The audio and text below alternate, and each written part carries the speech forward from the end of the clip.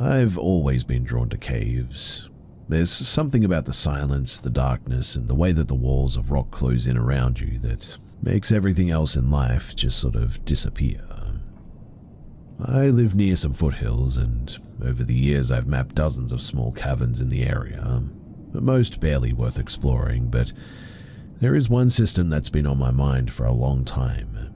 An unmarked cave, deep in the forest, accessed through a narrow fissure, barely wide enough for a person to squeeze through. So I decided to go alone one Saturday morning, packing my headlamp, ropes, climbing gear, and enough water to last the day. The entrance is hidden beneath a tangle of roots and fallen trees, which means that you could pass by it 100 times without ever noticing it. By the time that I arrived, the sun was high, filtering through the trees and golden shafts, but I knew that down below it would be extremely dark. The first few 100 feet of the cave were straightforward enough. I followed the main tunnel, careful not to disturb loose stones, my footsteps echoing softly in the confined space. I loved the solitude, the way the air smelled damp and earthy. My flashlight cut through the darkness in a narrow beam, illuminating walls slick with moisture and dotted with mineral formations. It was when I reached a large chamber that things started to feel, well, a bit different than normal. The air grew suddenly colder, and there was this other scent that I couldn't quite put my finger on.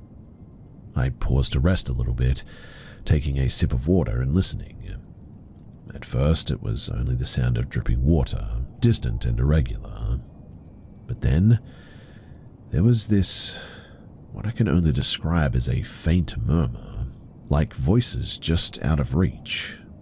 Upon hearing them, I froze, straining to listen. The words were indistinct, muffled as if traveling through layers of rock, but there was definitely a pattern to them, like somebody was speaking to me, quietly, in a language that I couldn't understand. I shook my head, telling myself that it must just be an echo, or maybe a trick of the acoustics or something. I had been alone in caves before, and sometimes your mind does play games with you in the darkness like that. I moved on, deeper into the chamber, my boots crunching softly on the gravel. But the murmuring grew louder, more insistent. It seemed to come from every direction at once, whispering around the edges of my hearing. I couldn't locate a source. Then I noticed shadows. My headlamp caught the flicking across the walls, thin, elongated shapes that seemed to move against the natural contours of the rock. I instantly stopped, spinning slowly, trying to see if they were just tricks of the light or not. Each time I paused, the whispers stopped too, leaving only the sound of my breathing and the distant drip of water. When I moved again, the murmurs instantly returned, shifting closer as if following me. Panic began to creep in at this point for me, but curiosity definitely pushed me forward still. I lowered myself down a narrow passage, squeezing through the cracks that scraped my arms and legs. The voices grew more distinct, though still unintelligible. And it was then that I realized that they weren't speaking words, at least not words that I could recognize. They were repeating sounds in patterns, almost like chanting. Occasionally, too, I thought that I could make out a single word, leave. But that might have just been my imagination. I'm not sure. In any case, I found a large underground chamber, its ceiling so high that I could barely see it in the dim light of my headlamp. Stalactites hung like jagged teeth, and the floor was uneven, covered in wet stones. The murmuring was much louder here, though, echoing off the walls and dripping down the unseen tunnels.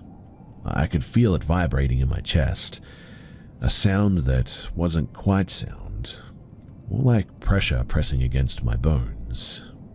And then I heard it clearly. I swear to you that I heard a voice directly behind me, soft and cold, say, "You shouldn't be here." Instantly I spun around, but there was nothing, just darkness before me. My flashlight quickly swept the chamber, catching the slick rock walls and scattered puddles, but nothing else. I called out, trying to convince myself that somebody must be playing a joke on me. Hello? Is anyone there? My voice was literally swallowed immediately by the cavern, leaving only the whispers in response. Well, that was enough for me. I decided that it was now time to leave. Every step back toward the narrow passage felt slower, heavier, as if the cave itself resisted me. The murmuring followed me, undulating around me like water. I didn't run, but I moved as quickly as I could, heart hammering, adrenaline slicing through the fear. Finally, I reached the entrance, sunlight spilling over my face, warm and very comforting. I looked back at the fissure, half expecting to see a figure lurking in the shadows or something, but there was nothing. Just the quiet forest, birds chirping, and the wind in the trees. I truly don't know what that was. I don't know if it was just echoes, my imagination, or something else entirely. I have returned to other caves many times, but I've never gone back to that one, that's for sure. There's a part of me that wants to understand what the calling was from the darkness, but there's also a deep instinctive knowledge that some places in the earth are just meant to remain alone, and that voices underground, well, that ain't normal. Even now, months later, I still think about that place, and when I think about those whispers, it always gives me chills.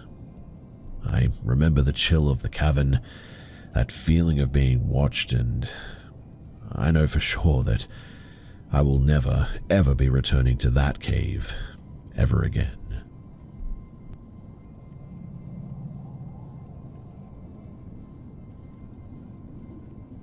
I don't usually talk about this, but every so often, a memory from when I was about 12 comes crawling back to me, and it still makes my skin crawl. This wasn't the kind of campfire scary story that you laugh off later. It was something that could have very easily ended with a few kids dead in the dirt. That summer, I spent a lot of time roaming the neighborhood with 3 friends. Evan, who was 11, his cousin Tori, who was 12, and his little brother Max, who was 9. Sometimes my younger cousin Lena, 9, would also follow us around, though we mostly saw her as a bit of a tag-along. One afternoon, we got bored and I suggested that we sneak off to a little hideout that I had found behind some fences. It wasn't much, just an overgrown gap with a few old chairs and some junk that we had dragged in, but to us it felt like a secret clubhouse. We slipped through the narrow space and we settled in, laughing and messing around, feeling like explorers in our own little world. And that was when we saw her. At first it was just movement on the other side of the fence, a figure swaying or muttering to herself. When she turned toward us, I realized that it was a woman, bare-chested, hair sticking out in clumps, her skin sort of grey and blotched like she hadn't seen sunlight in weeks. Her eyes locked onto us, and she started screaming about how we didn't belong there, how they had sent us to spy on her. The air went cold suddenly, and none of us dared move. Then Tori stepped on a stick, and the crack echoed through the clearing. The woman shrieked, ducked into her yard, and re-emerged with a rifle clutched in her hands. The first gunshot split the air, and we didn't wait for a second. We bolted, sprinting along the endless length of the fence, dirt kicking up under our shoes as more shots exploded behind us. Her aim, thankfully, was wild, bullets snapping into the trees, dirt spraying at our heels. But the sound, the raw violence of it, made every step feel like we were just seconds away from collapsing face first into blood and silence. I will never forget the look of her face as I glanced back, eyes glowing with rage, lips pulled tight over broken teeth, her hands jerking as she fought the weight of the weapon. She wasn't aiming like someone who wanted to scare us. She was genuinely aiming like someone who didn't care if a child's body dropped on her lawn. We burst into Evan's backyard, lungs burning, legs rubbery. Lena was still there, frozen in place, and I yanked her inside without a word. Evan's mum was already on the phone with the police, her voice trembling as she reported the gunfire. The officers eventually arrived, their lights cutting through the dusk, and dragged the woman away, kicking and cursing. I remember her face pressed against the window of the patrol car, eyes wide and burning holes through each of us as if promising that she would remember. It's been years since then, but I can still feel that fence stretching on forever. I can still hear the shots cracking behind me sometimes, and sometimes I dream about running and never making it back, about hearing her footsteps catching up to us.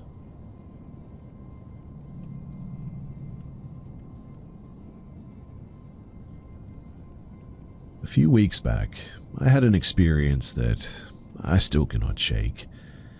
It was well past midnight, and I just left a friend's small get-together downtown. The streets were nearly empty, and the air had that cold, sharp edge that makes you feel a bit exposed. I had ordered a rideshare like usual, expecting a quick and uneventful trip home. When my driver arrived, everything seemed perfectly normal at first. The car was the right make and model, the driver's face matched the app photo, and he greeted me politely too. So I buckled in and we started moving along the quiet streets. After about 15 minutes, we pulled into a dimly lit gas station tucked off the main road. He slowed the car to stop and turned in the seat to face me. "Hey, my cousin's going to take over the rest of the trip," he said. "His car's over there." He nodded toward a dark sedan idling across the lot. Immediately, a cold knot formed in my stomach. That car wasn't marked at all, and the man inside wasn't moving. His head was sort of tilted slightly forward, his eyes fixed straight ahead as if he hadn't even noticed the world around him. I froze in my seat though, every instinct screaming that something was wrong. No, I said quietly, trying to mask my panic. "I think I'll just stay here. You can finish the ride." But my voice sounded a bit shaky, even to my own ears. The driver leaned back, a faint, almost unreadable expression on his face, and insisted that switching would be easier. I fumbled for my phone, pretending to call the rideshare support line. I held it up where he could see and said loudly, "Yes, I'm still in my assigned car. The license plate is..." and I recited the number from memory, adding extra emphasis on each digit. For the first time since the ride began, too, the driver's lips pressed into a thin line. He didn't say a word. He started the car slowly, drove past the dark sedan, and didn't speak again until we pulled up outside of my apartment. But even now, thinking back, I cannot shake the way that he didn't argue or try to coax me after that. It was like my sudden display of authority, real or imagined, had flipped some invisible switch. I never did see his cousin, and honestly, I never want to.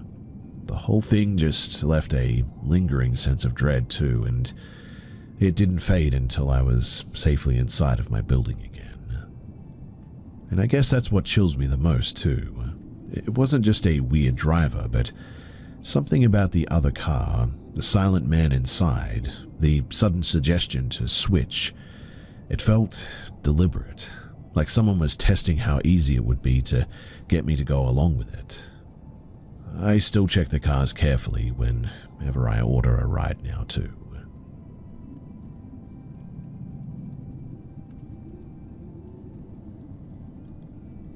So I booked a last-minute solo getaway to clear my head. A tiny cabin called Maple Hollow, about an hour and a half out of our city. I was fried from work, restless, and I figured that a night alone with my rescue dog Milo and a bottle of wine would do me good. The listing looked cozy too. updated bathroom, a wood stove, big windows facing the trees, all that stuff. It promised peace and privacy. So I packed a hoodie, some snacks, Milo's blanket, and hit the road on Friday evening. The town on the way was the kind that puts out plastic pumpkins in October and serves 2 sweet pie at the diner.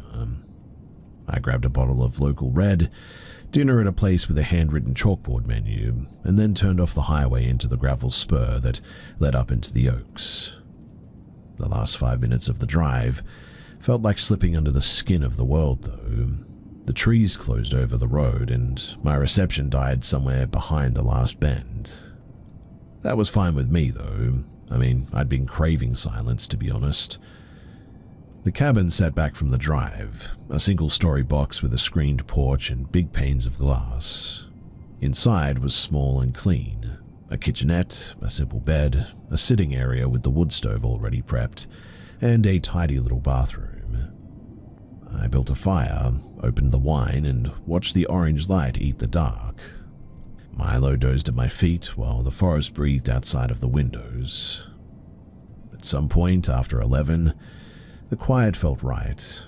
I put the fire out, did the porch light, and climbed into bed.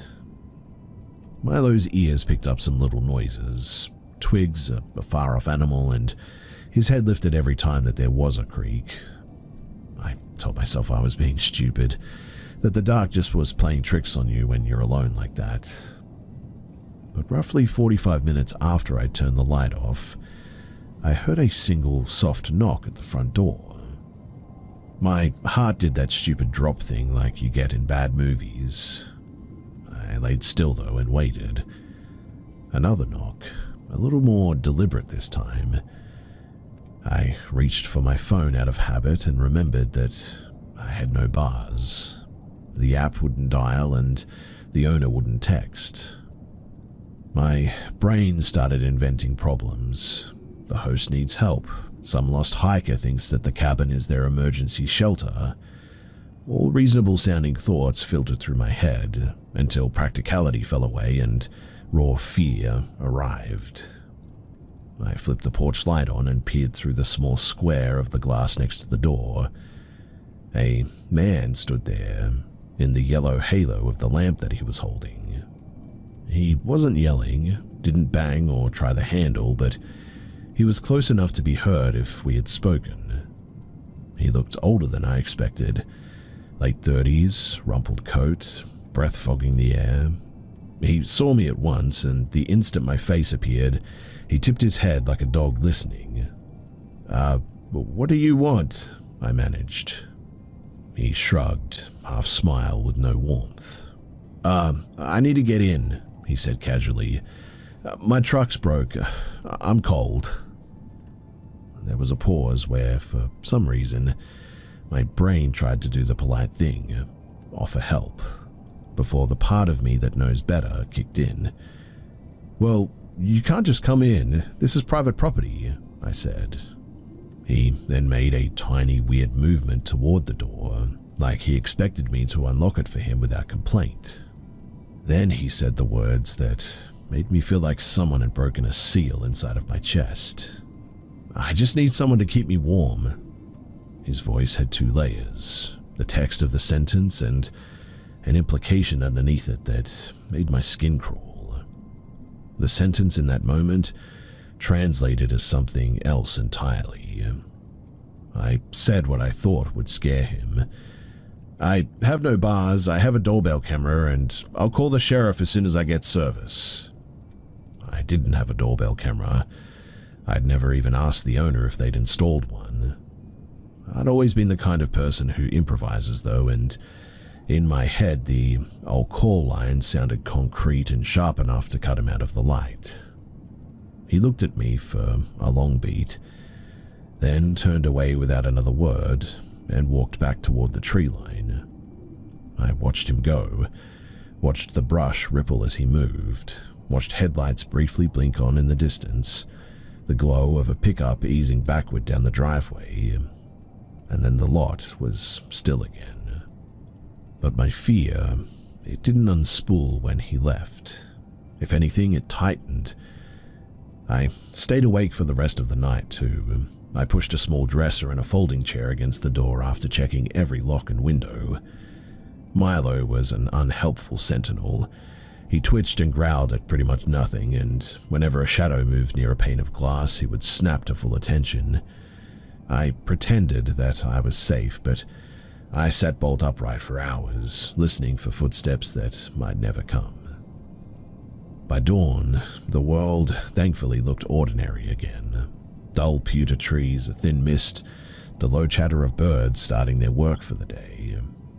There was no sign of the man anywhere.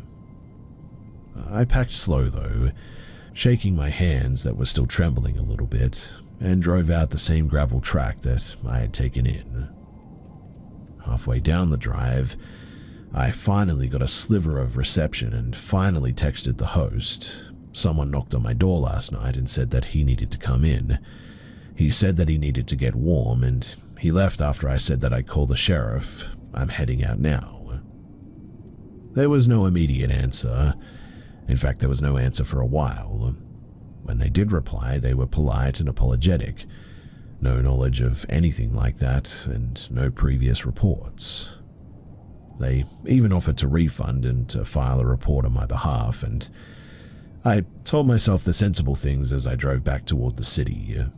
I mean, maybe he'd been a drunk camper. Maybe he was lost or something. Or maybe I just overreacted. I filed no police report that morning.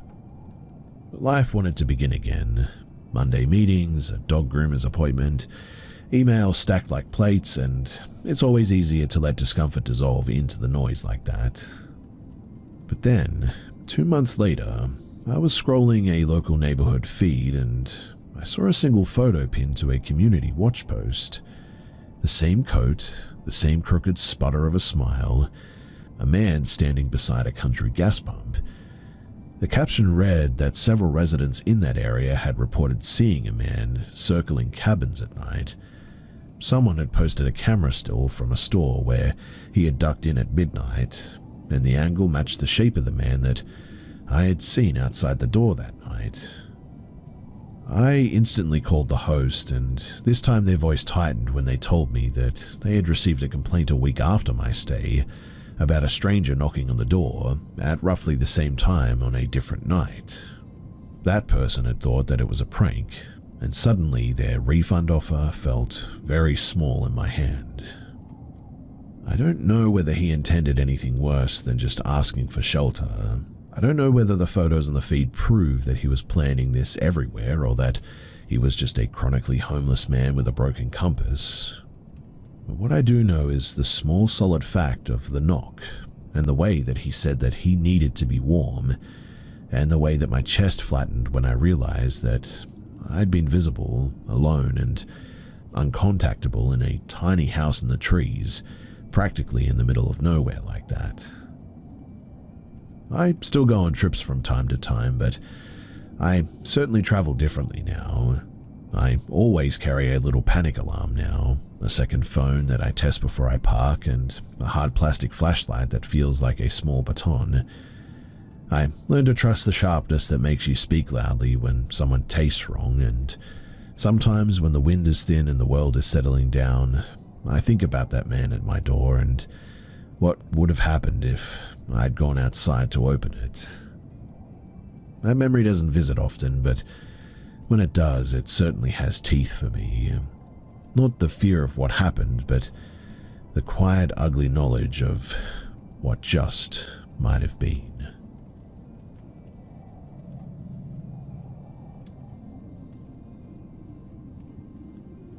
When I was about 7, my younger brother and I had already gone to bed, tucked under thick blankets in our shared room.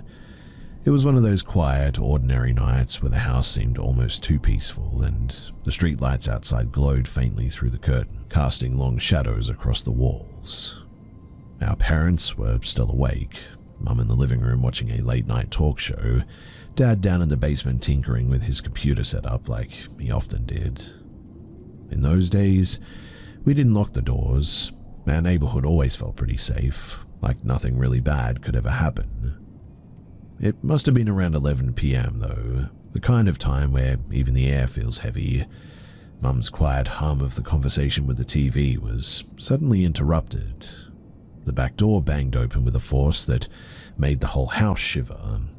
Mum froze immediately. The air seemed to tighten around her throat. There was no knock, no warning, just the sound of the door swinging open and footsteps entering into the living room. A man had come in.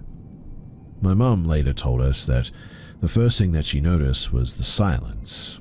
He didn't say a word, didn't hesitate or ask anything. He just started moving around the living room toward her. Every instinct screamed danger. She tried to form words and barely managed. "What do you want?" Her voice shaking, but she made it audible enough for the house to hear. Something clicked, though Mum never really fully understood what, but she yelled Dad's name as loudly as she could, and he came flying up the stairs from the basement. In a split second, the man paused, and for the first time, Mum felt a flicker of hope. The second that his eyes met Dad's, he bolted. Just like that, he vanished through the door as fast as he had come, leaving the living room empty and still once more. Mum later explained that she had a sense that the intruder had meant harm, that her voice alone wouldn't have been enough to scare him off. Dad being there changed the equation. She said that it felt like he had a presence that she couldn't fully see, like the man had known that there was someone stronger, someone capable of stopping whatever he had intended. The police, they were called immediately, but there was nothing to find. No fingerprints, no forced entry besides the unlocked door, no sign of the man anywhere nearby either. Mum never saw him again too, and the memory of that night became a story that she told us repeatedly as we grew up, always emphasizing the sense of danger that came in sudden silence and the strange, almost supernatural timing of Dad arriving just when he did, and also always reminding us to lock our doors. Years later, I asked Mum if she thought that the man had really intended something terrible, and she said that she had no doubt. What haunted her the most wasn't the idea of him entering the home. It was the feeling of just complete vulnerability, the sharp awareness that if Dad hadn't have come up at that exact moment, that she couldn't be sure what would have happened. The memory lingered like a shadow in the corners of our home for years, making Mum triple-check the locks and install extra lights, even though technically nothing ever happened. It was a night that left all of us, even us as children, with a deep sense of unease. For Mum, it became a quiet reminder.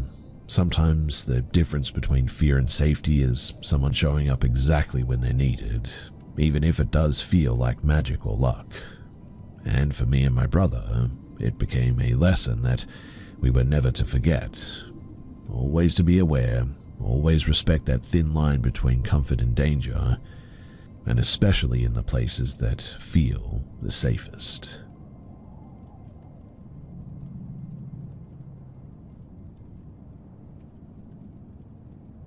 I've spent over 8 years now working in funeral services, and in all that time I've always considered myself a skeptic when it comes to ghosts or the afterlife. I've been around death constantly though, embalming, cremating, arranging services, you name it. But I never really believed in anything beyond what I could see or touch. Well, at least that was until today. We've been in the process of relocating our funeral home from an old Victorian building into a newer facility.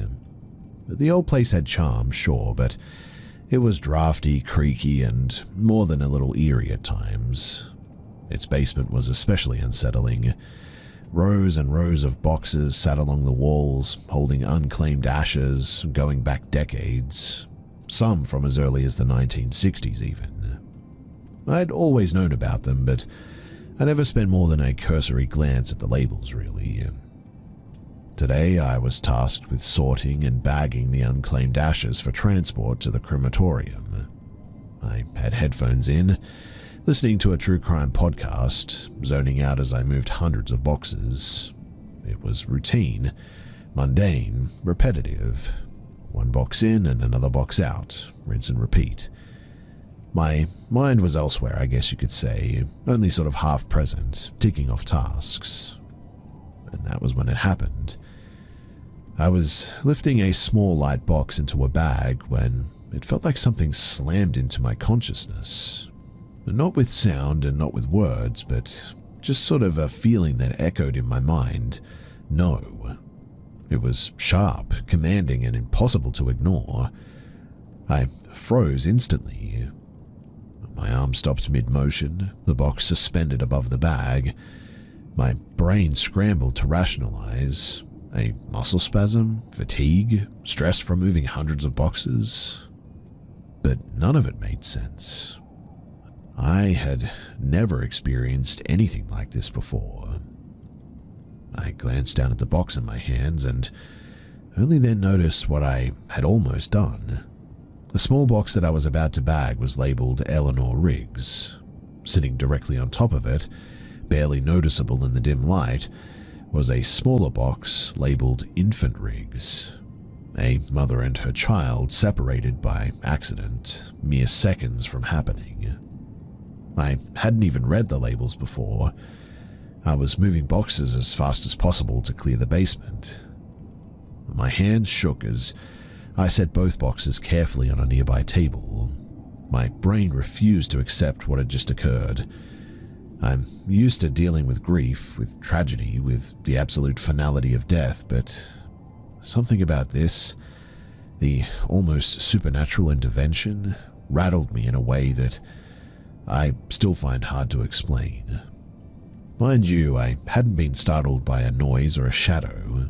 It was as though someone or some unseen presence had just reached into my brain and made me stop.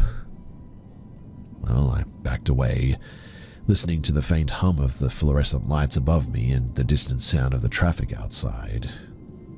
The basement, usually quiet, except for the faint creaking of the building settling, now felt heavy all of a sudden. Every shadow seemed longer. Every box along the shelves seemed to hum with the weight of memory and loss. I started to examine the other boxes more carefully, reading names that I'd previously ignored. Decades of strangers' lives suddenly feeling like more than just names on cardboard. For the rest of the day, I kept thinking about Eleanor and her baby. How long had they been waiting there, unclaimed, for someone to notice them? Had I almost disrespected them by separating them like that? And more than that, what the heck had stopped me? Was it instinct, coincidence, or something else entirely? I've never experienced anything like it, and I cannot shake the sense that I just wasn't alone in that basement that day. To be clear, too, I don't feel scared. Well, not in the traditional sense, I guess. But I certainly feel unsettled, perplexed, and small in a way that is hard to explain. There's a weight to the thought that maybe some things are beyond our understanding, that perhaps in some way the dead can still intervene, can still protect each other, and can still reach out to the living when something is about to go wrong. Even now, hours later, I can still feel that pause in my mind, that sharp word no that stopped me cold like that. I cannot explain it logically, but I cannot dismiss it either. But what I do know deep down is that I will never forget Eleanor and her baby, or the moment that I felt something truly beyond this world for the first time.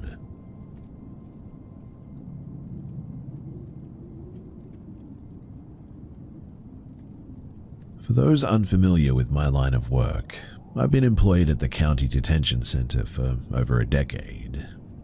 Over the years, I've seen some things too that just really don't make much sense. Things that I wouldn't just tell anyone, because most people would think that I was exaggerating or making it up. Among the veteran staff, there's a bit of a running joke here too. Among the veteran staff here too, there's a bit of a running joke whenever a new recruit swears that they don't believe in ghosts. We always just smile and say, well, you will. Most of the rookies just sort of laugh it off. Some stop laughing after a few months, and others it takes a little bit longer, but inevitably, it always happens. Now, a few weeks ago, I had an encounter that reminded me why the joke exists. The detention center has an old wing that was built back in the early 1980s. A portion of that wing used to house a courtroom, complete with benches bolted to the floor, a small witness stand, and a judge's podium at the front. About 10 years ago, I would say, the county built a brand new courtroom, so the old one is mostly used for storage now. Office supplies, boxes of files, and miscellaneous equipment sit along the benches and in the corners. Most of the newer staff don't remember, or perhaps even never knew, that there is a small bathroom tucked behind the courtroom next to the exit door. The veterans, they know it well though, and for years it's been our quiet go-to spot. The room is usually kept dark. The only light comes from the window in the door. There's a switch on the far wall though, but most of us rarely turn it on. It's just never really been necessary. Now, I was working a night shift recently, the kind where the hours just drag on and on. I entered the old courtroom to use the bathroom at one point. Everything was as expected, quiet, dim and familiar. I finished my business and stepped out, and that was when I noticed something strange. The light spilling in from the open bathroom door revealed a figure sitting on one of the wooden benches near the front of the room. My heart skipped a beat upon seeing them there. The bathroom door closed behind me, plunging the room back into dim shadows, but the shape remained visible. Honestly, at first I thought someone was just playing a prank on me. Maybe a coworker had snuck in without my noticing. I reached for my flashlight on my belt and aimed it at the figure. In the beam, I saw the back of a man's head, dark brown hair, slightly unkempt. I called out, "Hey," my voice portraying more nervousness than I intended. But nothing, just silence. I double-pressed the flashlight to activate the strobe function, thinking that the disorienting light would get a reaction. When the light flickered and danced across the benches, the figure was just gone. My pulse was suddenly racing. I switched on the main overhead light and searched the room thoroughly, but there was no one there. I checked under the benches, behind the stacks of boxes, even along the edges of the room, but no one. I walked over to the spot where the figure had been sitting, and I rested my hand on the bench, and the wood was oddly warm. And not just room temperature warm, the kind of warmth left behind by someone who had recently been sitting there. The goosebumps ran up my arms instantly. And I left that room pretty quickly, heart still hammering, and tried to shake off the unease a bit.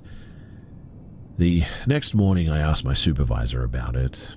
He's been at the jail since the early 1980s, calm, rational, no-nonsense type of person who doesn't jump to conclusions or indulge in ghost stories.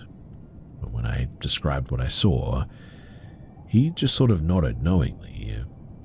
He told me that while he's never personally experienced anything in the old courtroom, court officers who he respected used to report odd occurrences when the room was still active. Papers mysteriously moved, pens knocked over, objects slightly out of place. Once security cameras were installed, the activity seemed to stop though. When the courtroom was decommissioned and the cameras were removed, those oddities returned. According to him, the space might still be haunted by the echoes of its past or something. People who spend hours there for work, for trial, for justice, for punishment, all that. Since that night, though, I've certainly taken extra precautions whenever I enter the old courtroom. Lights always go on immediately now. I check behind the doors and under the benches before moving further in, too.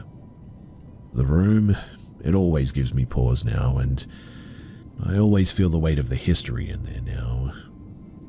I cannot explain what I saw that night, rationally anyway. I mean, it doesn't make any sense to me. I mean, logically, there should be a simple answer, but I know what I saw, and I know how it felt. The warmth of a phantom presence like that, the figure that just vanished into thin air, and the absolute certainty that the room was not empty. Sometimes when I pass by that old courtroom, even in daylight, I swear that I can feel someone sitting in there, just watching and waiting. And I know beyond reason that if you ever doubt what the veterans say, the "you will," you often find out sooner than you think.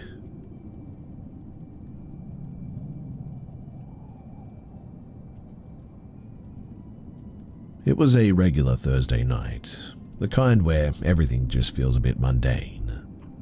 My partner and I were on the couch, winding down after a long day. We had MasterChef on in the background, a comforting, familiar ritual, really. She had already taken her medication, which usually meant that she would head to bed sooner rather than later. I had offered to stay with her a little while as she drifted off, something that we had done for months. After the episode ended, she got up and did her usual safety checks. She goes room to room, making sure every window is shut and every door is locked. It's something that she can't sleep without doing, really. Again, a ritual that's always been part of her nightly routine.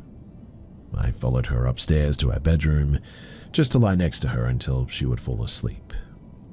We had barely been in bed for maybe 15 seconds when it started.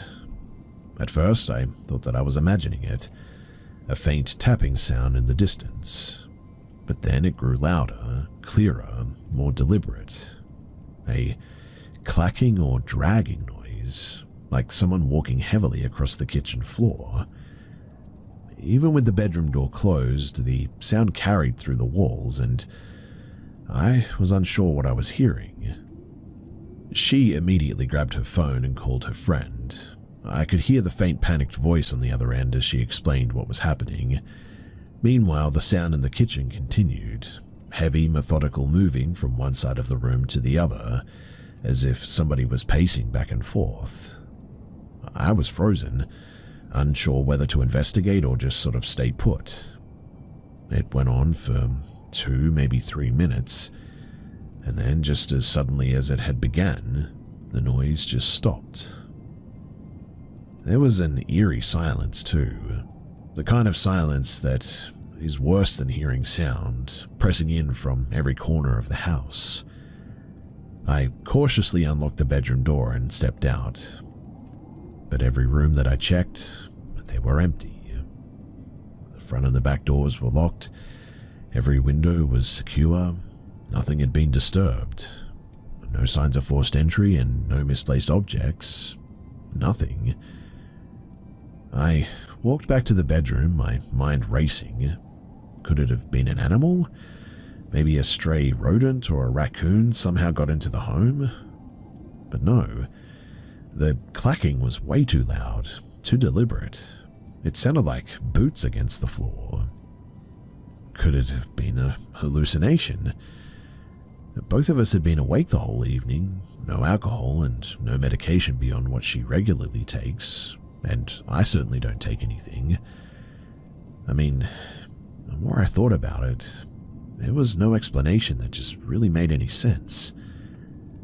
We sat on the bed for another half an hour listening and waiting for anything else, but nothing ever happened. I eventually managed to calm down enough to fall asleep in the end, though every little noise in the house kept me on edge for the rest of the night for sure. The next day, I inspected the kitchen carefully, and I mean every cabinet, every drawer, every appliance, but nothing was out of place. I rechecked the locks, the windows, the perimeter of the home. Everything was secure. No one had been inside, except for us, and I just couldn't explain it. Even now, weeks later, the memory of that night just still gives me chills. I check every door twice before bed as well now. I still glance into the kitchen whenever I hear the slightest creak, and sometimes, just sometimes, I swear that I hear that deliberate clack again, just for a moment, and I have no idea what it is. Whatever it is, I'm pretty confident that it wasn't human. That much, at least, seems to be certain.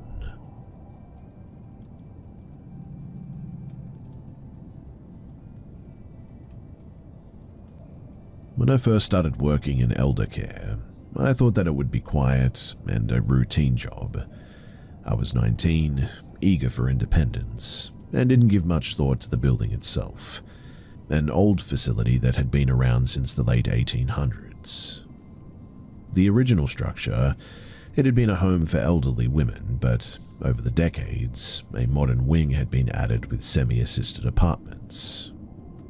On my first day, the place looked normal, almost charming in its aged way, though there was an undercurrent of something that I just couldn't yet identify.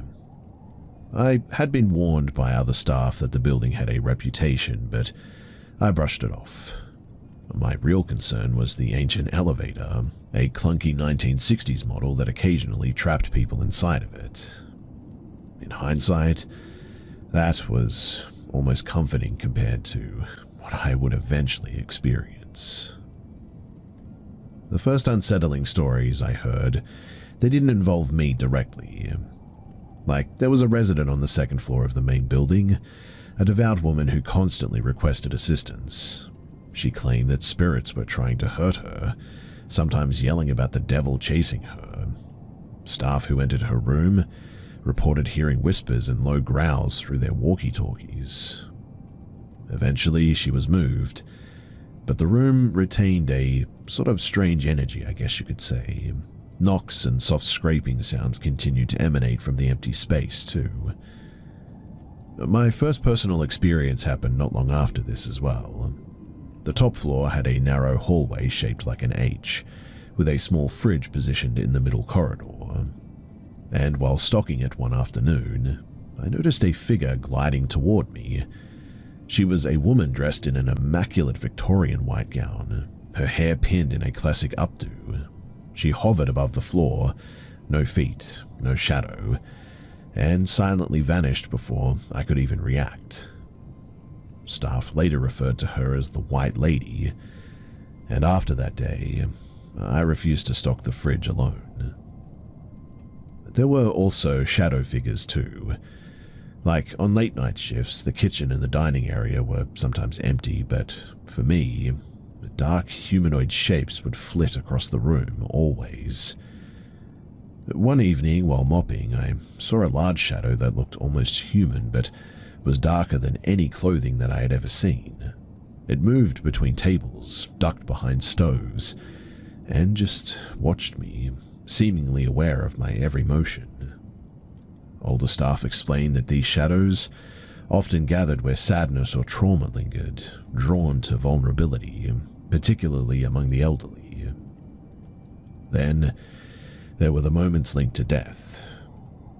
I witnessed a full-body apparition of a resident sitting at her usual dining chair, her eyes now entirely black. Later that day, I learned that she had passed at the hospital, and another resident died in the shower, and for a week afterward, her call bell would ring at the exact hour that she had died.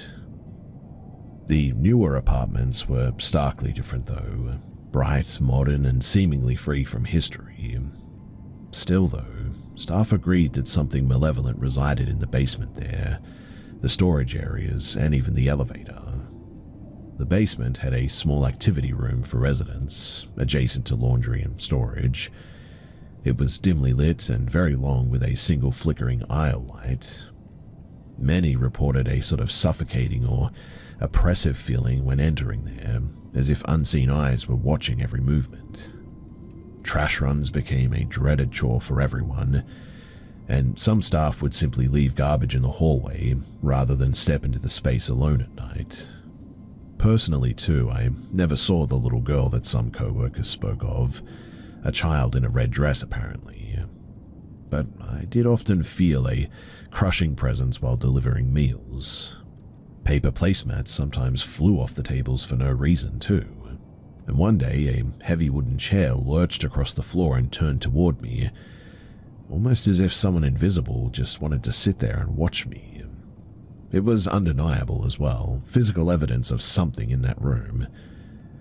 The elevator, though, was the most disturbing.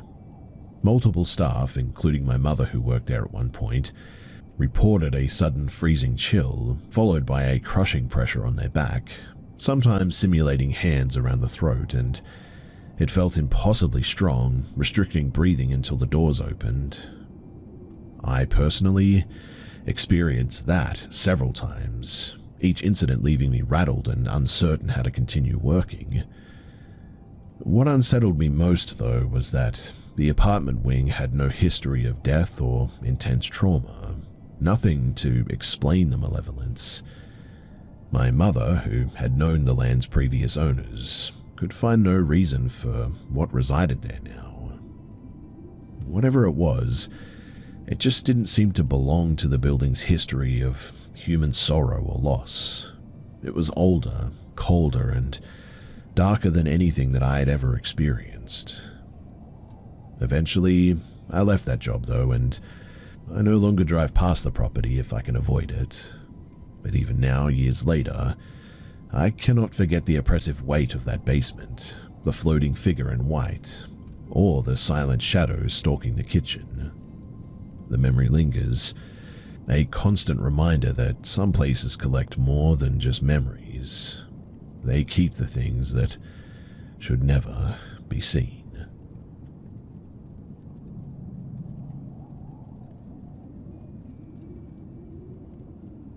I never expected a routine hike to leave me questioning reality, but that morning in the remote countryside of southeast England, it did just that. My husband and I had set out early, hoping to enjoy a few quiet hours on a rarely used trail near an old nature reserve that we knew of. The mist hung low over the rolling hills, and the wind carried the faint scent of rain as storm clouds gathered overhead.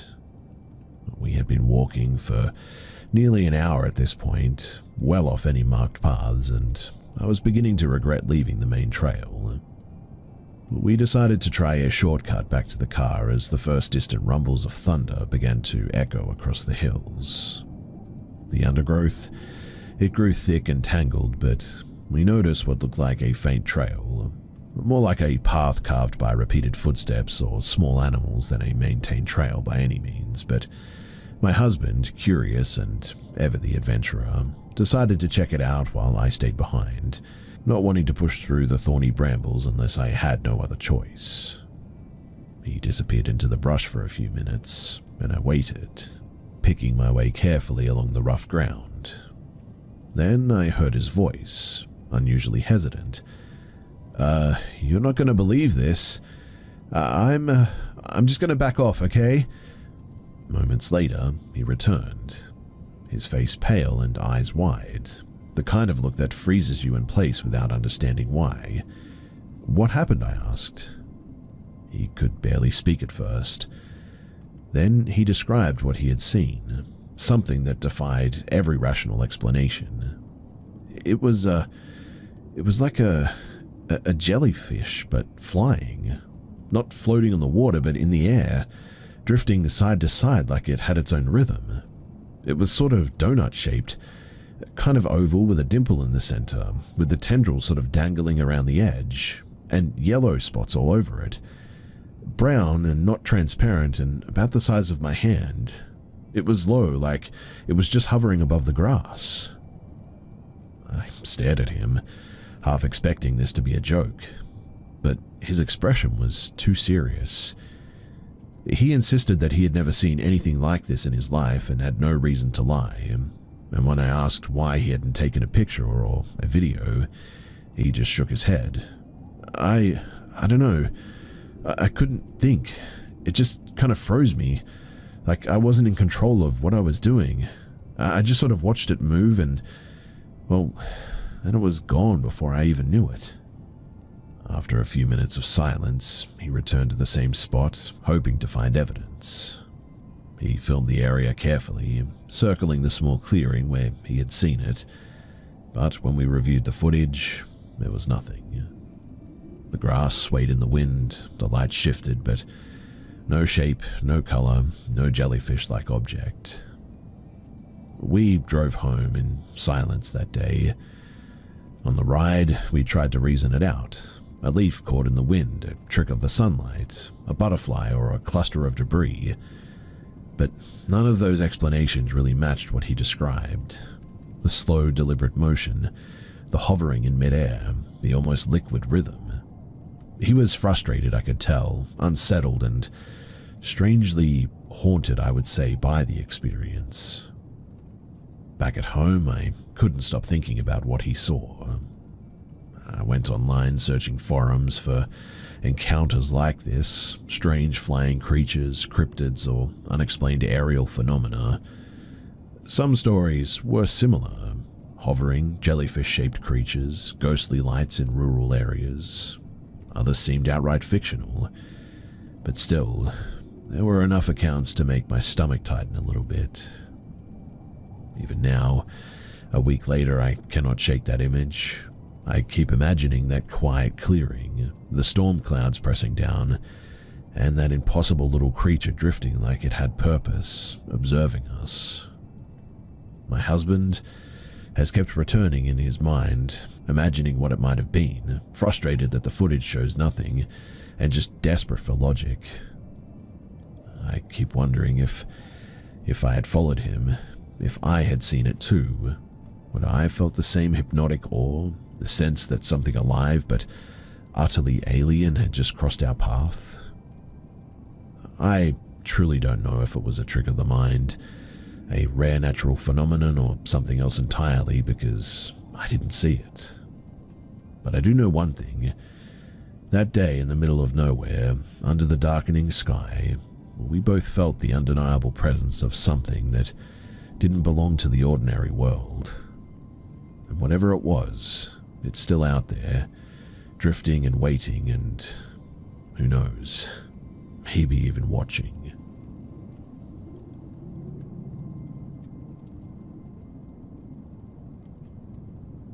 When this happened, I was finishing a master's program and had to present a small academic symposium out of town. Nothing glamorous, a requirement to graduate, but the event was run by an undergrad committee, and that was where I met her, a student volunteer who helped presenters find rooms and juggle schedules. Her name was not the one that she used online, so I'll call her Claire. At first, Claire seemed perfectly ordinary, chipper, efficient, a little too familiar for my taste, but not alarming by any means. She handled logistical questions, directed me to the right seminar room, and kindly offered to photocopy a handout that I needed for my talk. She was a few years younger than me and bubbly in a way that made a lot of presenters grateful to have her on their side. I chalked any oddness up to just energetic youth. Well, after the session, we briefly crossed paths in the library. She asked about my paper, then asked for a few references. I emailed her what she wanted, thinking nice, polite, helpful. A few days later, she asked if we could meet so I could glance over her draft. I refused, though. Office hours were the sensible route, but she persisted about needing a particular book that I happened to own and no longer used. So I decided to be practical. I'd hand the book to her in person, 5 minutes in the campus library, and that would be the end of it. The handoff took about a minute. I pushed the book into her arms, kept my face impassive, and then I just left. She watched me go with a strange, delighted expression that sat wrong with me a little bit. I shrugged it off as just an awkward gratitude, but then the small stuff started. A week later, my phone buzzed. I had not given her my number, but somehow she had dug it up from a conference participant list. Her first message was breezy. "Thank you. Hope the refs helped." Her next messages read, oddly intimate. "Why not make it a little more personal?" I didn't reply. I was in a committed relationship then, serious enough that I'd already spoken to my partner about things, so the message felt invasive and very unwelcome. Soon after, friends began to ask me, conversationally at first, "Are you seeing that Claire girl?" I laughed it off, but the tone soon changed when one of them slid me screenshots. Claire had a private social account that some of our mutual acquaintances followed. On it, she had made me the core of a one-sided narrative. My username in her bio, photos of the library with captions like, "Our little date." We had not been on a date though. And posts that framed our brief interaction as something tender and ongoing. At first, the posts were quirky but nauseating. What I mean is that she wrote as if we were an actual couple. "He looked tired today. I wanted to tuck him in." She referenced the 5-minute book handoffs as our library date. She never tagged me, mind you, but she knew enough about my online presence to post subliminal messages aimed at me. If I tweeted about a difficult day, she'd follow with, "I'll make his day better." The accounts that saw it were small, but the tone was possessive, I guess, and in hindsight, downright sinister. Then the post shifted. The tone became accusatory.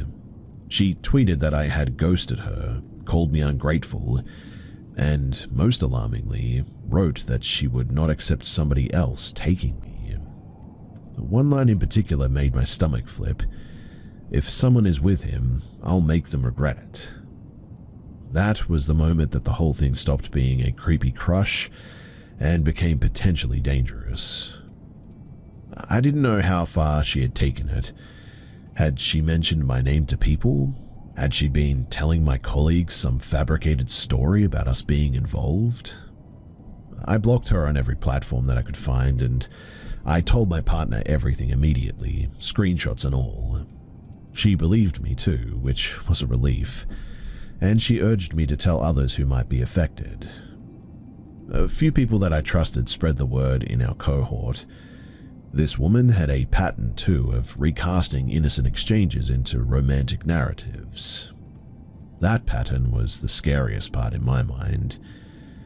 A friend later told me though that she had seen Claire do the same thing to another student, invent dates, tweet infatuated posts, and then flip to rage if the attention didn't swing in her direction. It had happened more than once apparently. When my program ended, I moved away, partially because I needed distance and partially because the idea of bumping into Claire in the department felt suffocating. I thought that the physical relocation would close the chapter too, and it helped, but it never really erased the unease. And I guess the thing that haunts me isn't merely the fact that she invented a fantasy about us. It's that the fantasy could have been believed. In a blink, without context, my reputation, and worse, my perception of my partner, might have been upended by a narrative spun online by some crazy weirdo. Well, years later I still think about the tiny decisions that could have changed everything.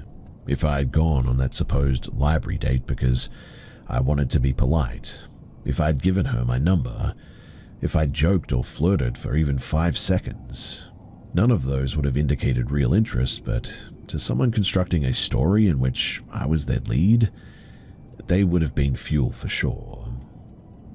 I don't know what Claire wanted beyond attention or why she escalated into threats like that, but I do know this.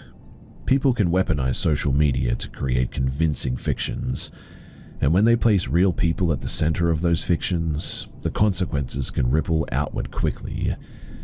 So if you find yourself on the tail of somebody else's invented story, act quickly.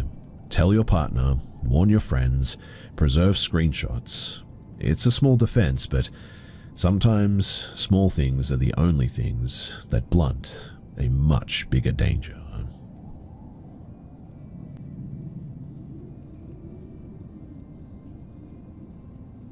When I was 7 years old, I was showering alone and with the door shut. I was close to being done. when suddenly the light, the fan, and the water turned off. There was a moment that I was in darkness. It felt like 3 to 5 seconds, and suddenly everything turned back on. When I looked out of the shower to see who was messing with me, I instantly froze cold. There was a tall and seemingly thick, darker than black silhouette of a being reflecting next to me outside of the shower, but only visible in the mirror. I was petrified and couldn't move or scream, and as quickly as it came, it suddenly vanished. I hurried up and grabbed my clothes and booked it down the stairs to where I attempted to speak to my mum. She told me to wait a minute, I'm on the phone. And so I waited about 2 minutes, and my mum returned from the garage and into the living room where I was seated, silent and confused, after what I just saw, and she said, "I don't know how to tell you this, but your dad passed away." At that moment, I didn't understand death, let alone ghosts or whatever I just saw, but I knew that something was wrong. I was terrified of the upstairs bathroom and would always use it or shower with the door wide open and panic internally if anyone tried to close it. I had a reoccurring nightmare about the bathroom where a monster or human woman would look down at her hands in the mirror and start screaming, and then look up at me still screaming very loudly until eventually I woke up. I spent a lot of time alone as a kid in the basement, but I certainly wasn't always alone. A buddy of mine was with me in the basement playing Guitar Hero one day, when suddenly a white, massive, thick cloud or mist, that's the best way that I can describe it, impossible to look through, zoomed out of one of the rooms to our right and disappeared at the wall. It was very quick, but I asked my friend if he saw that, and he said yes. I saw shadows while I was alone a few times, behind the bar area towards the storage unit, but I always pretended that I didn't see anything and assumed my mind was just playing tricks on me because I knew that I at least was scared of being in that basement. And yet, that's where some of the video games were, and I always did puzzles by myself down there too. But I just always felt like I was being watched. Another moment someone was with me was when I was in the office and my stepdad was helping me with homework, and we both looked up and saw a brown, sort of grey, white, black blur, is the only way that I can describe it, shoot up the stairs. I knew a little better by that age and asked him what did he see, and he responded saying something shot up the stairs. More years went by after my dad's death and ghostly shadowy encounters seemed to go away. My mum became an every-night alcoholic, gone 4 to 6 nights a week for years, and my stepdad hated me too. Often we had chaotic battles. I was terribly depressed between 10 to 19 years old. I blamed God for a lot of the problems in my life, constantly tried forming a relationship with the man in the clouds, but always felt rejection and as if everything was continually sort of just getting worse. My mum got caught cheating on him, thanks to me, and what I thought was a blessing with my mum being caught and me being forced into a stranger's couch, yet seeing my mum daily, became an absolute curse. I thought that since she was drinking at home, then that's a good thing. Yet she was overtly mean. Mean beyond logic and was always hurling insults, trashing the place, and very, very angry at me, even though I really did no wrong. And I could have sworn several dozen times that I saw evil in her eyes, bloodshot red, crackling rude and violent. I've seen my mum crab walk after me while I was trying to get away from her once. She'd call the police on me while I was sleeping after she destroyed parts of the house. She called my PO to say that I was being violent. One day she hurt my brother and convinced him to blame me when questioned at school about it. Lucky me, I was in a temporary mental hospital for kids because she kicked me out and I slept in front of my school. When the teacher and the police asked why I had cigarettes, I responded wrong and said that I was depressed and they took me away. But quite honestly, I think that saved me from assault with deadly weapon charges. And yet, my mum was never arrested as the truth never came out until a few years later somehow, My ex-stepdad showed me proof that she was apparently arrested the night before with assault with a dangerous weapon with regard to her current husband. Yet no cops connected the dots, and I guess it was just lucky for me that I had a solid alibi. But anyways, new house with the stepdad brought ghostly things as well. So one day, I was sitting on the couch after school and the doorbell rang. I got up, looked outside, and, well, nobody was there. I sat back down and the doorbell rang again, but twice this time. I hurried to the door and looked outside, looked down my street, and nobody was around.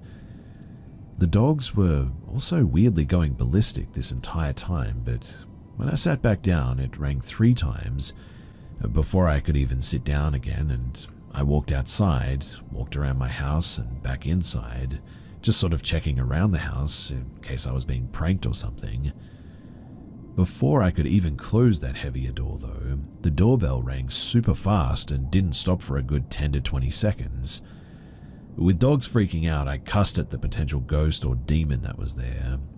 It stopped, but I was definitely spooked by that. Another moment happened when I was outside on the phone talking to my dad's fiancée when he passed, and suddenly from the woods, I hear a faint yet audible "help me" in a woman's voice. I paused, looked towards the moonlit woods, and continued my conversation.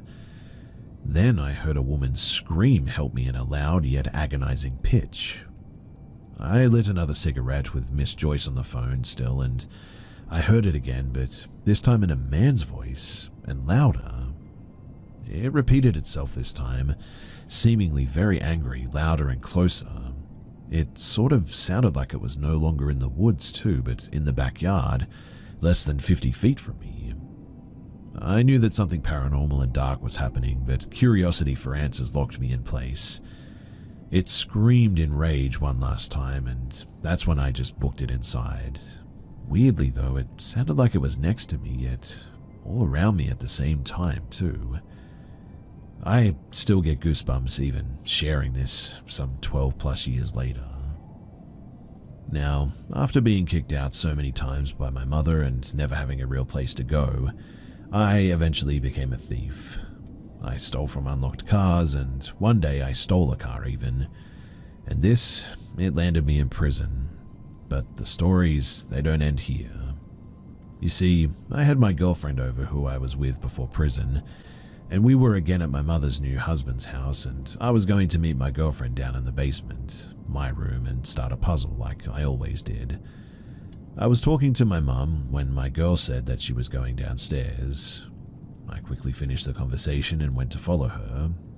Through the glass door of the basement though, I looked down and I saw my girlfriend's pale face staring back up at me from the bottom of the steps, and when I opened the door, she was no longer standing there. I turned on the light and proceeded down the steps, turned on the basement lights and looked around, and she wasn't down there at all. I said her name a few times, and when I went to go back upstairs, my girlfriend was at the top, asking me what I was doing, and I told her what just happened. She said that she had to use the bathroom first, and so she was there. I was puzzled by that, but not scared, I guess. And though this is a new event, I guess, this haunting stuff definitely wasn't. We did do a puzzle for the rest of the night, and then she left and came back the next day. We were in the far back of the basement, doing that said puzzle, and suddenly we hear a sharp shush sound from the opposite end towards the stairs. Slightly confused of what that sound was, not thinking that it was paranormal, we continued on. But again, it just sounded like someone was shushing us. It sounded clear to audible, and I joked that maybe it's the furnace, yet the furnace was a good 15 to 20 feet away. This time we hear someone say "ah," but it moved to the left of the stairs to the basement kitchen area. Again we joked, maybe a rat in the air duct. Again the shushing sound. This time it moved by the furnace area though. And now I knew that something was going on. I scooted closer to her, facing the rest of the basement. We hear the shushing sound again, like air escaping a tire is the only way that I can describe it, when suddenly I saw a mirage-like form around the treadmill, and again that shushing sound. It was loud, and it was a 90+ degree angle away from where it started in the first place. I then explained to her I'm feeling rage, like I want to argue, but admit that I have no reason to be angry. Then the shushing sound. This time it was somewhere right in front of us. Then she jumped up and asked what, and she said that it was in her ear. And then the sound again, yet it was directly between us, surprising us both, and we both jumped, in fact. I pushed her away from me to go upstairs, and I started calling this thing every name in the book and threatened it with the Bible, and after that, surprisingly, it just never did it again. We got a place in a hotel to be together every day until more money was saved. My mother was too hostile and drunk to be around. There were fights all the time, and my girl witnessed her bad side as well, finally. But at said hotel room, the light would turn on, and strangely also the sink. She said that she would see shadows in the dark, but I always said that we were just matrixing sort of shapes in the dark. But I could have sworn that I saw them as well. Surprisingly, since then, nothing much has happened. Yet, I just cannot say my life got any better. I've always felt like this thing follows me around, I guess. I know it's not my dad, and I suspect it to be truly evil, yet I just don't really know. I appreciate anyone hearing this, and I've struggled with this stuff for years. I believe the only reason that I believe in God is because I've witnessed this thing too. Yet now my stepdaughter and wife claim to see shadows at night, and I just hope that it's not all starting over again. Maybe I was vulnerable, but I shared a moment with other people, and all I can say is yes, ghosts or demons, I believe that they're real. If you don't, that's okay. I understand. I was once like that too, but for me, all of this is just all too real.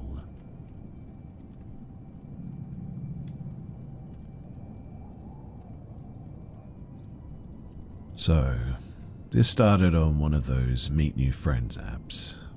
I'm not just a huge loser, I swear. I moved to my current city during the pandemic and have a work from home position, so it just hasn't been the prime circumstances for a social life, I guess. In any case, I matched with this random girl. We'll call her Annie. I cannot remember if I saw her first or vice versa. Honestly, I was paying more attention to the profiles than the pictures, and she seemed okay. Spirituality came up somehow. I can't remember how this happened either, but to be fair, it could have been either of us. I've recently been more seriously following Norse paganism, but it wasn't something that I was seeking to explore with other people. It's mostly a private thing, I guess, not to mention that my own beliefs are more metaphorical than anything. But that doesn't mean that I'm closed to the experience entirely. So when she mentioned having a LGBTQ neurodivergent pagan femme coven, I was like, wow, okay, that's either very specific or very broad. But hey, why not? Maybe it'll be fun. So we agreed to meet first before I went to the event. One weird thing though that stuck out in our text conversation was that her partner was in some bizarre Scientology rehab. At first, I assumed that this was a place where one recovers from Scientology, but I did ask her if her partner was a Scientologist, and I never got an answer.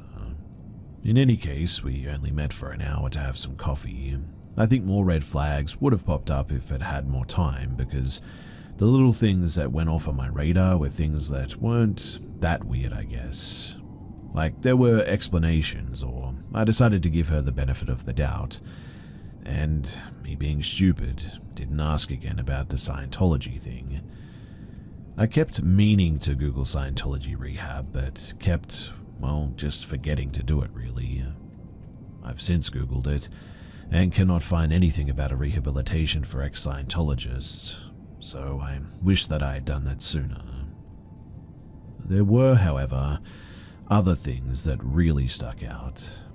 They're relatively benign out of context, but putting everything together in retrospect made me feel, well, pretty dumb, I guess. For instance, she wouldn't answer any direct questions about herself, and not for a lack of asking too.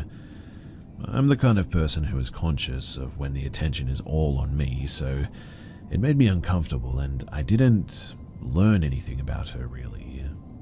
Most of what she said had to do with her spiritual awakening. Her spiritual awakening itself sounded weird too. She said that she had a realization that she was like a lighthouse that was drawing people toward their personal enlightenment. And okay, I did think that that was weird, but like, she's from California. I don't know, maybe that's normal there. I just chalked it up to her personal beliefs in any case, being whatever they were. Reincarnation came up too. Reincarnation is a big part of paganism, although Asatru additionally focuses on ancestors. She told me that she didn't think that she had any past lives and is a new soul, which really just doesn't make a lot of sense, but okay, whatever. Not my circus, not my monkeys. The vaguely supernatural elements that she placed on herself were strange though, but I know a lot of people want to feel special in life, so that didn't mean that I had to believe it. At one point, I told her about this random woman that I met at the pagan festival who tried to con me. She wanted to charge me so that I could be under her wing or whatever. I don't need someone to protect or guide me, so I declined obviously. As I was telling this story though, I could tell Annie was, well, conflicted. Like she wanted to agree, but didn't. Finally, she said something blasé, like how it was only inappropriate because the student should choose the teacher. So I clarified that I didn't want a teacher. Her responses were also very mirroring. I'm not a moron too. I was getting a weird sense that she wasn't being honest with me and that she was telling me things that I wanted to hear, and told myself that she was probably just nervous. I do have a pretty strong personality after all. I am very independent, so I can understand if someone wouldn't want to go up against the things that I said at our very first meeting. I know I'm just dumb at this point, but I didn't want to be paranoid too. I don't trust people easily, and I know that, so I was trying to loosen up and be a bit more chill. But yeah, that was a big mistake. But anyway, so yeah, I go to this thing and immediately it is weird. Immediately, the second that I step foot into that house, I'm very uncomfortable. It's filled with people and completely silent. Everyone is looking at me. I'm sort of laughing and saying hi, and no one is like really responding. And here I am awkwardly dropping my keys and phone while everyone is just watching me. Eventually, I take a seat on this short couch because there's just no room in the large circle. It's a very small living room and there are like 20 people circled up. There's a cushion on the couch, so I just sort of sit on that. The leader starts talking, and as she's going on, I'm looking around at the people there. I was curious, I guess, but out of the corner of my eye, I see the leader trying to look at me. The girl sitting in front of me is sort of partially blocking our view of each other, so the leader is like leaning over to try and meet my gaze. Finally, I felt awkward enough to like shift over so that I was leaning against the arm of the couch. Staying perched on a cushion was pretty uncomfortable by that point, so I sort of shifted off and spread out a bit to be more comfortable.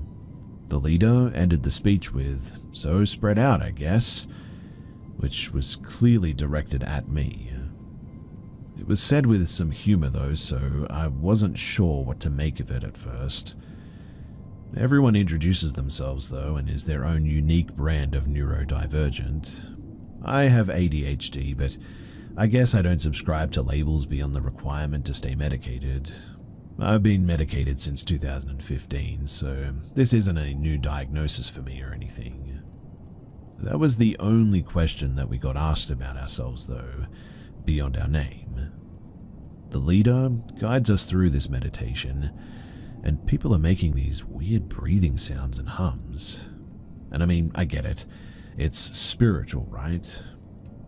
Unfortunately, my ADHD butt can't focus to save my life, and it's impossible for me to follow the guided meditation.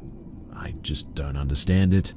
I mean, how can anyone with actual attention issues listen past trills and deep nose breathing like this? So I'm sitting there with eyes closed and barely paying attention because I just can't. But I do hear the leader say that we should think of anything that we'd want to ask her or need from her, and that got my attention. What the heck did I need to ask her, other than where the snacks were? Because I paid $8 and I don't see a single snack anywhere. Once the meditation ended though, Annie and the leader walked around to give us material for an activity. Annie gave me 2 long pieces of twine and the leader gave me 2 sticks. As the leader was handing me the sticks, I asked her where the snacks were and she was like, in the kitchen on the table where snacks tend to be. I'm a dry, sarcastic person, so I thought it was her brand of humor. I laughed and played along, and went, "Oh, alright, I think I'll find them." Literally, she was deadpan though, unsmiling and just said, and then walked away. So stupid me thought that she might just be like that, but then I saw her laughing with the other girls, and realized something was off. As the activity commenced, she went back over to Amy, and started stroking her back, kissing her hair and giving me this creepy smile. Yeah, it was weird. I was really uncomfortable. I wanted to get up and go at this stage, but I couldn't. Why? Because of this activity.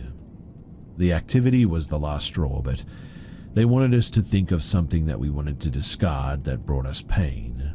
Then they wanted us to feel how bad that thing made us feel, as we slowly twisted the piece of twine around the stick. That's the sort of thing that I would only ever do with my therapist, mind you. Obviously, people were emotionally melting down before long. I wasn't comfortable doing the activity for obvious reasons, so I just sort of sat there awkwardly with the sticks and the string in my lap. I was the only one not doing it, and it was obvious, but because I wasn't doing it, I had the opportunity to watch Annie and the leader, and it was, well, pretty chilling. Annie was doing some weird pyramid thing above her head with her arms. There were a lot of references to her as being a lighthouse or some sort of a guiding figure throughout the meeting. She was the only one who wasn't doing the ritual other than the other leader. They were both running it apparently, and suddenly it occurred to me, as it probably has to all of you already, that Annie had been using this app just to bring people into their group.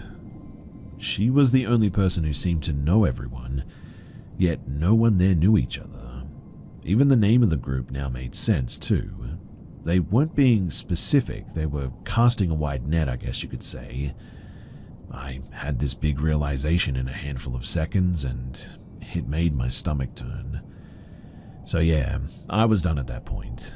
But I couldn't get up because people were sharing their experiences and stuff, pouring their hearts out. This was the most messed up part though, in my opinion. There's no reason to do a releasing ceremony that forces people to feel their trauma like this, especially at the very first meeting. It's also inherently manipulative because it requires people to let their guard down. Then they can save the day by showing people how to release the very same pain that they just inflicted on themselves. But this isn't the fault of people there, so I didn't want to disrespect them or anything. Like, people were literally sobbing on top of my shoes that I had left by the door. I had to wait for the best time to ask someone to pass them to me, but finally I got up and told everyone that I had to go to the car, and I just took off. I texted Annie and told her that I wouldn't be back and that I hoped that she found her people. My advice to all of you guys, though, is to just make sure you're not her people. Be really careful of any spiritual ceremony or practice that demands vulnerability from you, especially directed by people who don't even know you beyond a name. It was a very creepy experience to be well, a part of a cult like this for a moment. Like I said, it was extremely manipulative. It really didn't sit right with me, and I have a sneaking suspicion that whatever this is, it's not going to end well.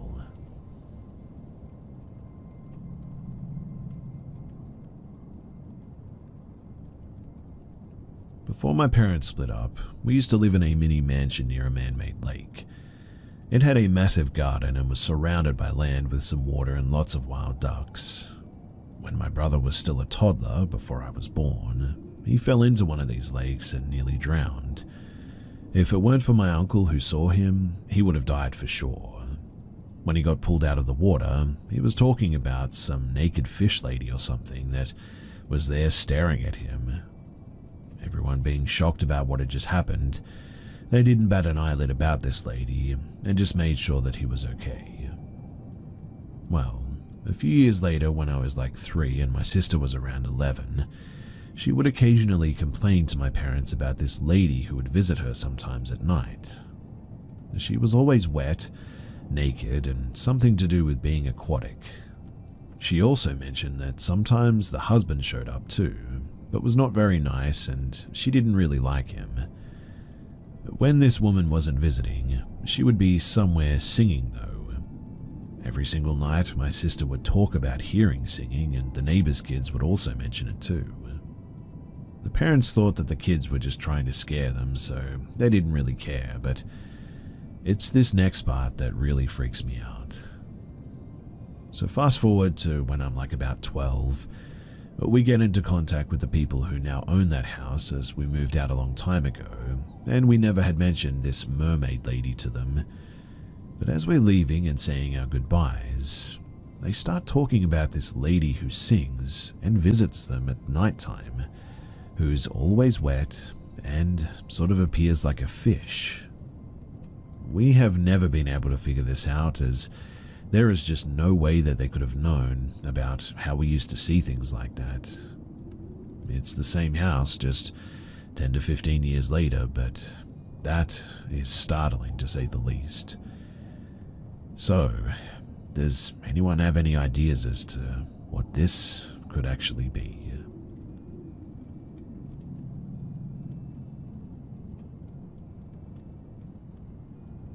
This happened when I was 7 years old. I know that memory can be tricky, but I have also thought about this experience pretty much every day since it happened.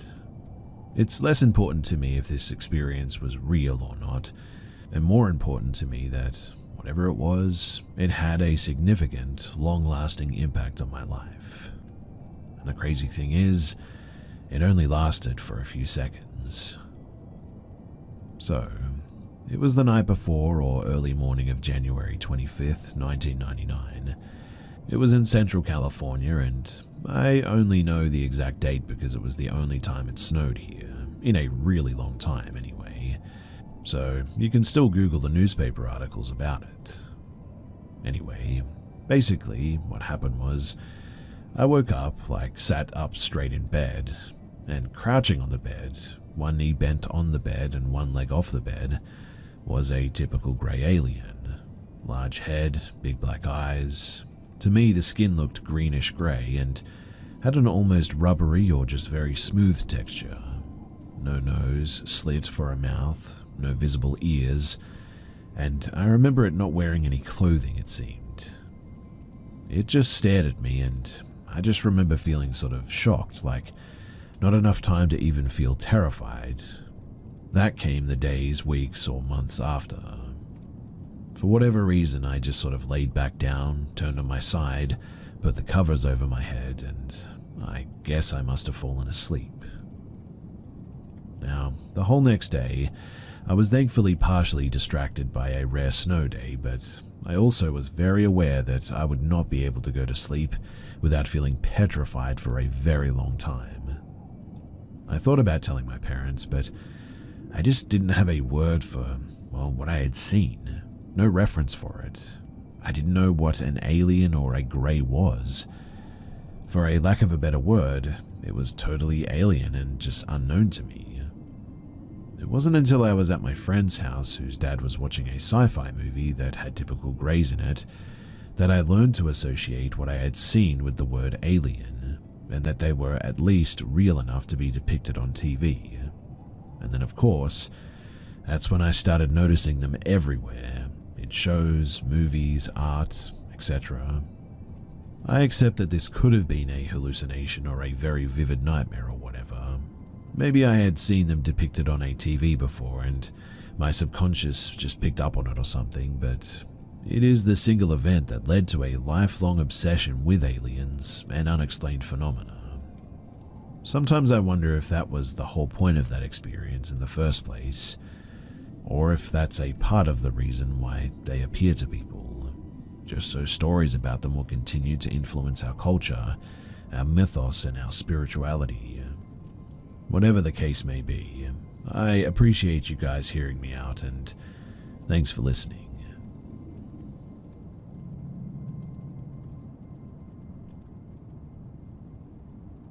So I had an unexplainable incident happen to me while hunting several years back.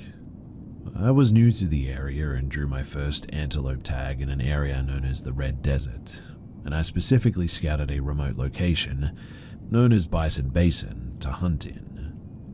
This area is probably one of the most remote areas in the lower 48, and also a great area for antelope hunting. But all that is really out there is some oil and gas production and uranium mining ops too. Long story short, I shot an antelope about 150 yards away from me and 200 yards from my truck. I walked out to where it dropped and filled out and attached my tag, and that's when I looked up and noticed off in the distance on the horizon a bright light moving quickly. It was hard to gauge the speed because it was probably a good 10 miles off in the distance. You can see for miles in all directions out here. One thing to note though is that time and distance intervals are important to this story. With antelope meat, it is important to get the animal cooled off as quickly as possible, or else the meat can taste kind of, well, funky, I guess you could say. So I was in a rush to get the animal dressed and back to my truck so that I could pack the body cavity with ice. That being said, I tagged the buck, looked up, and saw the light on the horizon thinking nothing of it, and I quickly went to work field dressing. In a matter of 30 to 45 seconds, I would say, I had opened up the body cavity and removed the guts, and that's when I glanced up and noticed about maybe a mile away, or perhaps even less, that the light that I had seen in the distance was approaching me with incredible speed. So in that 30 to 45 seconds, that light must have covered a distance of what I estimate to have been 9 miles, and it was approaching me at this speed too. I couldn't tell what I was looking at as the light was very bright and flying over the top of the sagebrush and making no sound. As the light got to within about 200 yards of me, I would say, after observing it for a few seconds, I could make out what it was. It was a rectangular shape of polished metal, about 5 feet tall by 2 to 3 feet wide, like a dressing mirror, and it was reflecting the setting sun, which was behind me, back at me. The flying object then dropped down below the sage, and I just couldn't see it anymore. Again, it made no sound, but it was close enough to me that I should have heard engine noise at least. Obviously, I was spooked and I was pretty shook. I wanted to get back to my truck and leave, but I had to take the animal. So I bent over and hid below the sagebrush line, and quickly finished field dressing and grabbed the leg, and I just took off running, dragging the antelope back towards my truck. This all took a matter of 1 to 1.5 minutes before I was completely gassed, so I stopped, looked back to see if the light was anywhere to be seen, and I could now see the light blasting off in the opposite direction. Again, back 8 to 9 miles, going towards the horizon, moving faster than anything could possibly travel over that terrain. It was still reflecting the setting sun back at me, and it eventually disappeared over the horizon after a couple of seconds, and I finished dragging the animal to the truck, and I just got the heck out of there. I don't know what I saw, but I know that it was not a drone, SXS, or any kind of low-flying plane. I definitely would have heard the engine noise being that close, and that terrain could not be covered at that speed by any kind of wheeled vehicle, that much is clear. I even went as far to ask Fish and Game and the uranium miners if they ever operated any kind of drones that could perform like that, and they said no, but I am 100% sure that that was no drone. I haven't been back to the area since, and I don't have any plans to do so.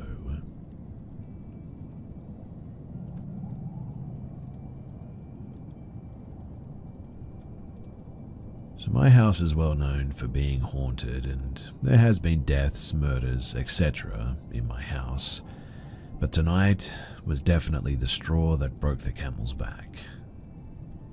You see, my wife is frequently home alone because I work in the next town over, and my mother-in-law does home health. Tonight, she was just scrolling on Facebook when her phone started to go crazy, randomly opening apps, even after she closed everything out, and she said that a male voice came through her phone and said hello multiple times and echoed, but also sounded like it was right there. This is not the first time anything paranormal has happened in our house, but for this to keep happening when she is home by herself is quite frankly starting to tick me off. I've told whatever it is on multiple occasions that it's not welcome, nor is it allowed to attach to anybody in this house, including our animals, and to leave us all alone and leave our house. We have crystals in the house that give great energy and have really helped the energy of the house and the flow at that.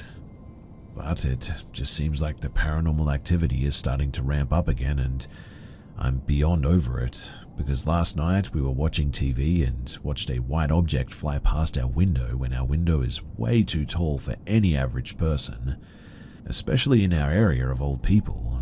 Plus, to fly by the window like that, especially from that angle which comes straight from a wall towards the street, it just makes no sense. I've woken up in the middle of the night and I saw a face hovering next to the TV that swooped down towards me but stopped about 3 feet from me and vanished into thin air. We have heard footsteps, seen a child with razor-sharp teeth in the back room twice. It's always been the same child back there, and for a little bit of history, the mayor of our town at one point was beat to death in the driveway here. A college student OD'd in one of the bedrooms. Multiple family members have passed away in the house from natural causes, and a man and his wife had an argument because he was cheating here. He got drunk, she apparently killed him, and he walked through the house leaving blood that was still in the house when my wife and her family moved in. He apparently bled out and died in the front porch in a folding chair. And while none of the three, between the mayor, the college student, and the man who was stabbed by his wife, have ever been violent or even scary, whatever this thing is that is continuing to mess with my wife, I want it gone and I don't know what to do. Which is why I'm here.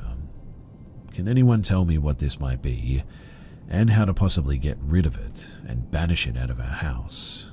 I don't want my family to live in fear, and I don't want to have to worry every time that I leave the house too.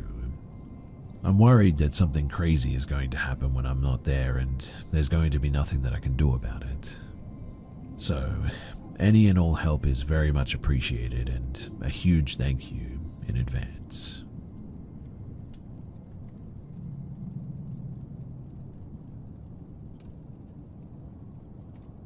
I work in a care home in the UK, and I work nights. I used to work evenings, but it all started with just footsteps behind me, particularly when I was on my own. Then they started scratching my head and tapping it. I then changed to night shifts, and certain things started popping up that all night staff have seen. Like one night, maybe about a year ago, I was walking down a staircase, and to my right is a corridor that leads to a dead end. I looked down the corridor and I saw a figure. She was almost glowing, and she was so white that she had no face and very straggly hair. She was peeping out of a doorway of a bathroom. I could only see her head and upper body. Although she had no face, it felt like she was watching me, so I turned to call out for my coworker, but when I glanced back, she was gone. She doesn't bother me too much. She seems nice, I guess, and I've never worried about seeing her again, and I haven't. Another spirit is what staff call the Shadow Man. He lurks behind and in corners, and he only gets very close to one staff member who I regularly work with. I've only seen him in one of the front entrances, and I froze, and so did he. One night, though, me and this one co-worker were doing the cleaning in the corridor with all the living rooms. We were standing there having a rant about general stuff that was annoying us, I guess, but for context, the spirits never like us being negative, it seems.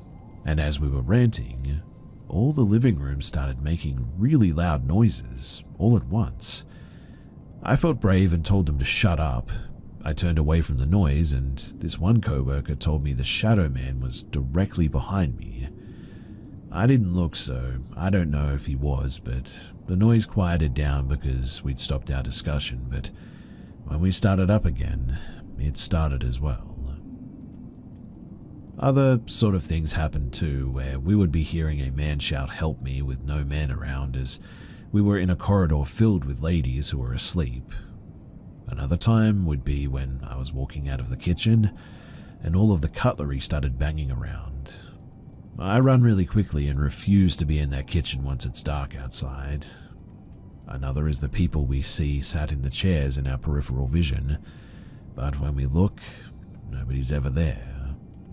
Then there's the whistling that happens so close to us, but we have to pretend not to hear it because it just feels really wrong. Another time is that I sat in the staff room on my own and something said my name in my ear, but I ignored it. Then when I'm in the laundry room, I can hear things in the corridor like walking frames, even when everybody is asleep. Another time, there was screaming upstairs and we couldn't find the source of it anywhere. It was like when we went to one end of the corridor, it screamed on the opposite side, and then we'd be going back and forth without finding the person screaming.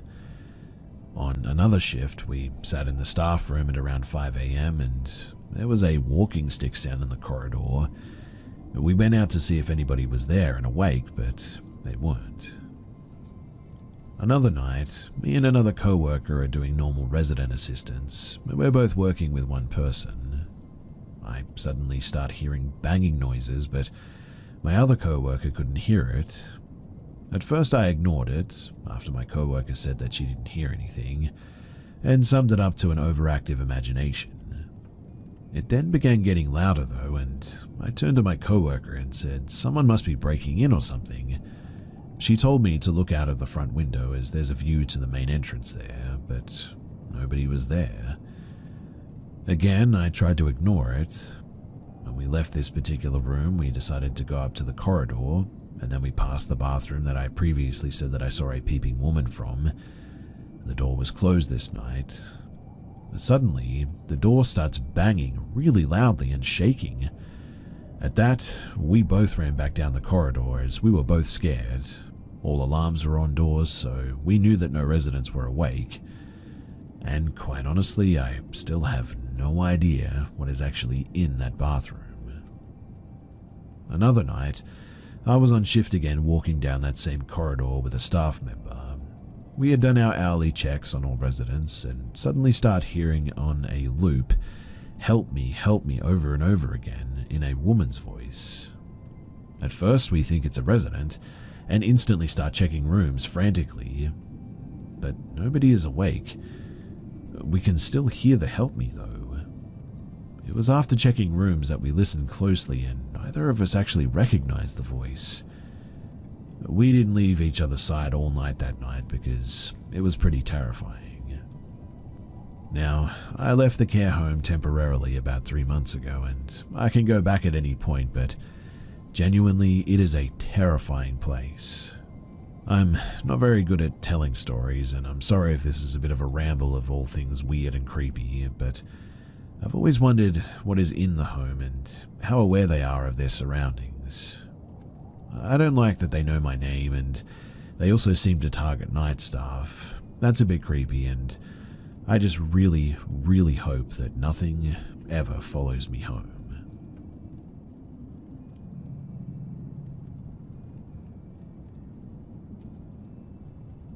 live in PNW in a fairly populated but still mountain town.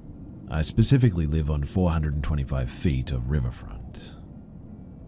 So last night at around 9:30 p.m, myself and my partner started hearing an initially distant, indistinguishable voice screaming in a state of panic and distress. We live near a popular trailhead, and a few times over the years, people have somehow wandered down our road late at night, sometimes a little bit tipsy and sometimes in small groups, sometimes transient. So, when we started to hear an erratic voice, we got up, started initially checking the parameters of our house and the road, but there was absolutely nobody out there. However, over the course of the next couple of minutes, the voice got louder and louder and obviously closer, and it was screaming at the top of its lungs for help. I say help in parentheses because it was a little difficult to make out, but it sounded like a not fully enunciated help. Whatever it was clearly in extra distress, screaming for its life distress, yelling help. We could only make out help like help with a soft P, if that makes sense, but the words sounded the exact same every time. There was no variance or other sounds, just the word help, back to back in the most distressed voice that I've ever heard. With how quickly the screams were approaching and a weird echo to them as well, we quickly realized whatever was screaming for help was actually in the river. It was actively being pulled down the river current. Our river is wide, fast-moving and dangerous this time of year. There was no other way for a voice to be approaching so rapidly and from the location that it was, unless it were in the river. We see and hear a lot of kayakers and know how their voices travel down there as well. So over the course of about 3 minutes, we hear what was a distant cry for help, work up to the point that it's so loud that it sounded a few feet away, then slowly softer until we could no longer hear the screaming. Again, this sounds like a deep middle-aged man's voice, and the screams are maybe about 2 to 3 seconds apart, just back to back.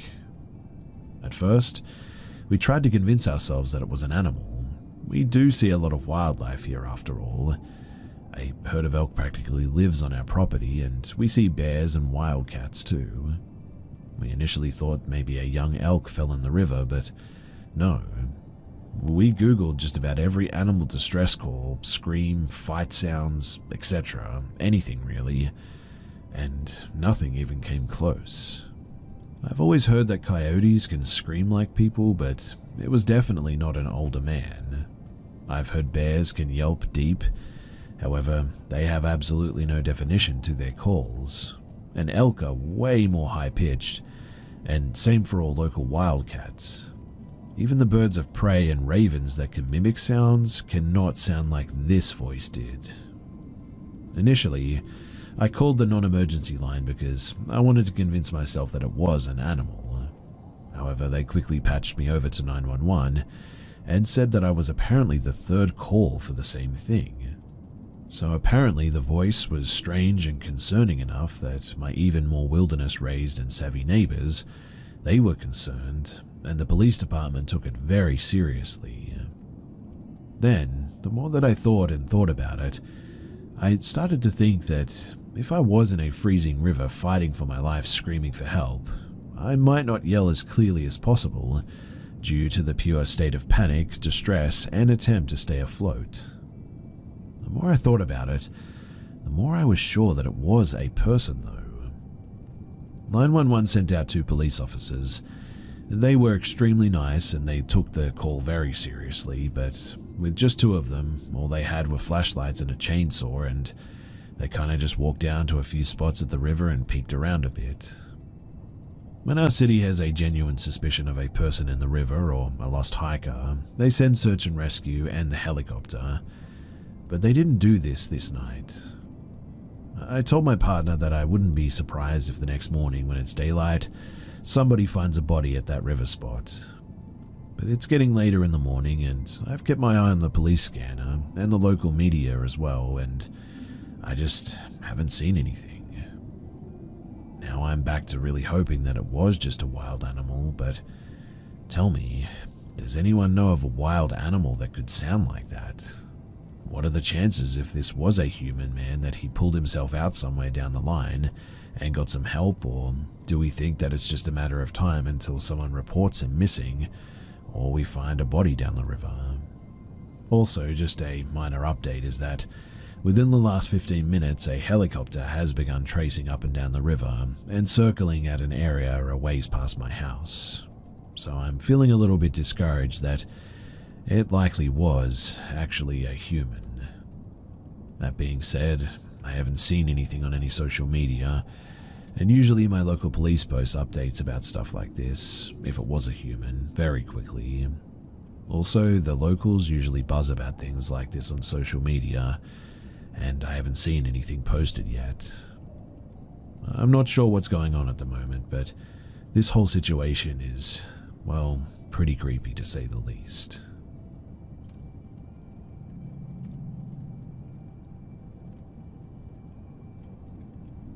I live alone with a 7-month-old, non-walking child. Things have been getting, well, progressively weirder too the longer that I stay here. To start, believe me or not, I have a history of seeing ghosts. In my first week here, I saw a little girl peek her head into my doorway in my bedroom. Now, if you don't believe that, I'll give you some more, but things have been randomly disappearing out of my home, like little things. Baby toys, earrings, etc. At first I just wrote it off as me misplacing things. Easy enough. Then today things spiked big time. A lot of things I'd been missing completely out of nowhere just sort of appeared on the floor of my living room, like right in the middle of the floor. Tonight, I come home from a day out with my boyfriend and I noticed my lights were off. With a weird encounter the night before, or someone knocking on my door last night, I called a friend and had him walk me through the house to be sure, because I leave my lights on all the time. I'm terrified of the dark, so I just leave the lights on at all times. The apartment is clear and the door was locked when I entered though, and after a couple of hours I go to the bathroom and I realize that my phone has been recording audio on a social media app for over 10 minutes while I was staring right at it. Even using it, in fact. I listen back to the audio and you can hear me texting and using the phone when on Snapchat. You sort of have to press and hold the audio record button to send a voice message. Then when I go to wash my hands, my bathroom sink is covered in black soot. I don't work a dirty job and I have zero idea of where all that black soot came from, as I haven't washed anything like that off of me anytime recently, and I'm kind of obsessive about keeping my sink clean. And I mean, it's all up and down my sink and the backsplash and just everywhere. Then, my daughter starts screaming like I've hardly heard her scream that bad. So I go make her a bottle, and when I go into the kitchen, the only burner with something on it was on high heat. My stove has buttons instead of knobs, so this is extremely unlikely to have been an accident. Over the last couple of days, the stove's timer has been randomly going off and it sounds like an old apartment buzzer, so it's really loud and it always scares the life out of me too. So, I'm wondering what I can do about this. I'm a terrified single mother and my apartment doesn't have any smoke alarms, it's very old, and I'm actually pretty scared about what might happen here. Any advice is appreciated as I try to figure out what the heck is going on here.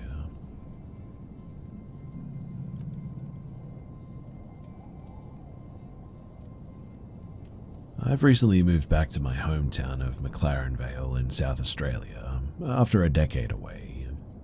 I still think back to this particular night too, as I still struggle to comprehend what we saw, as does my childhood mate.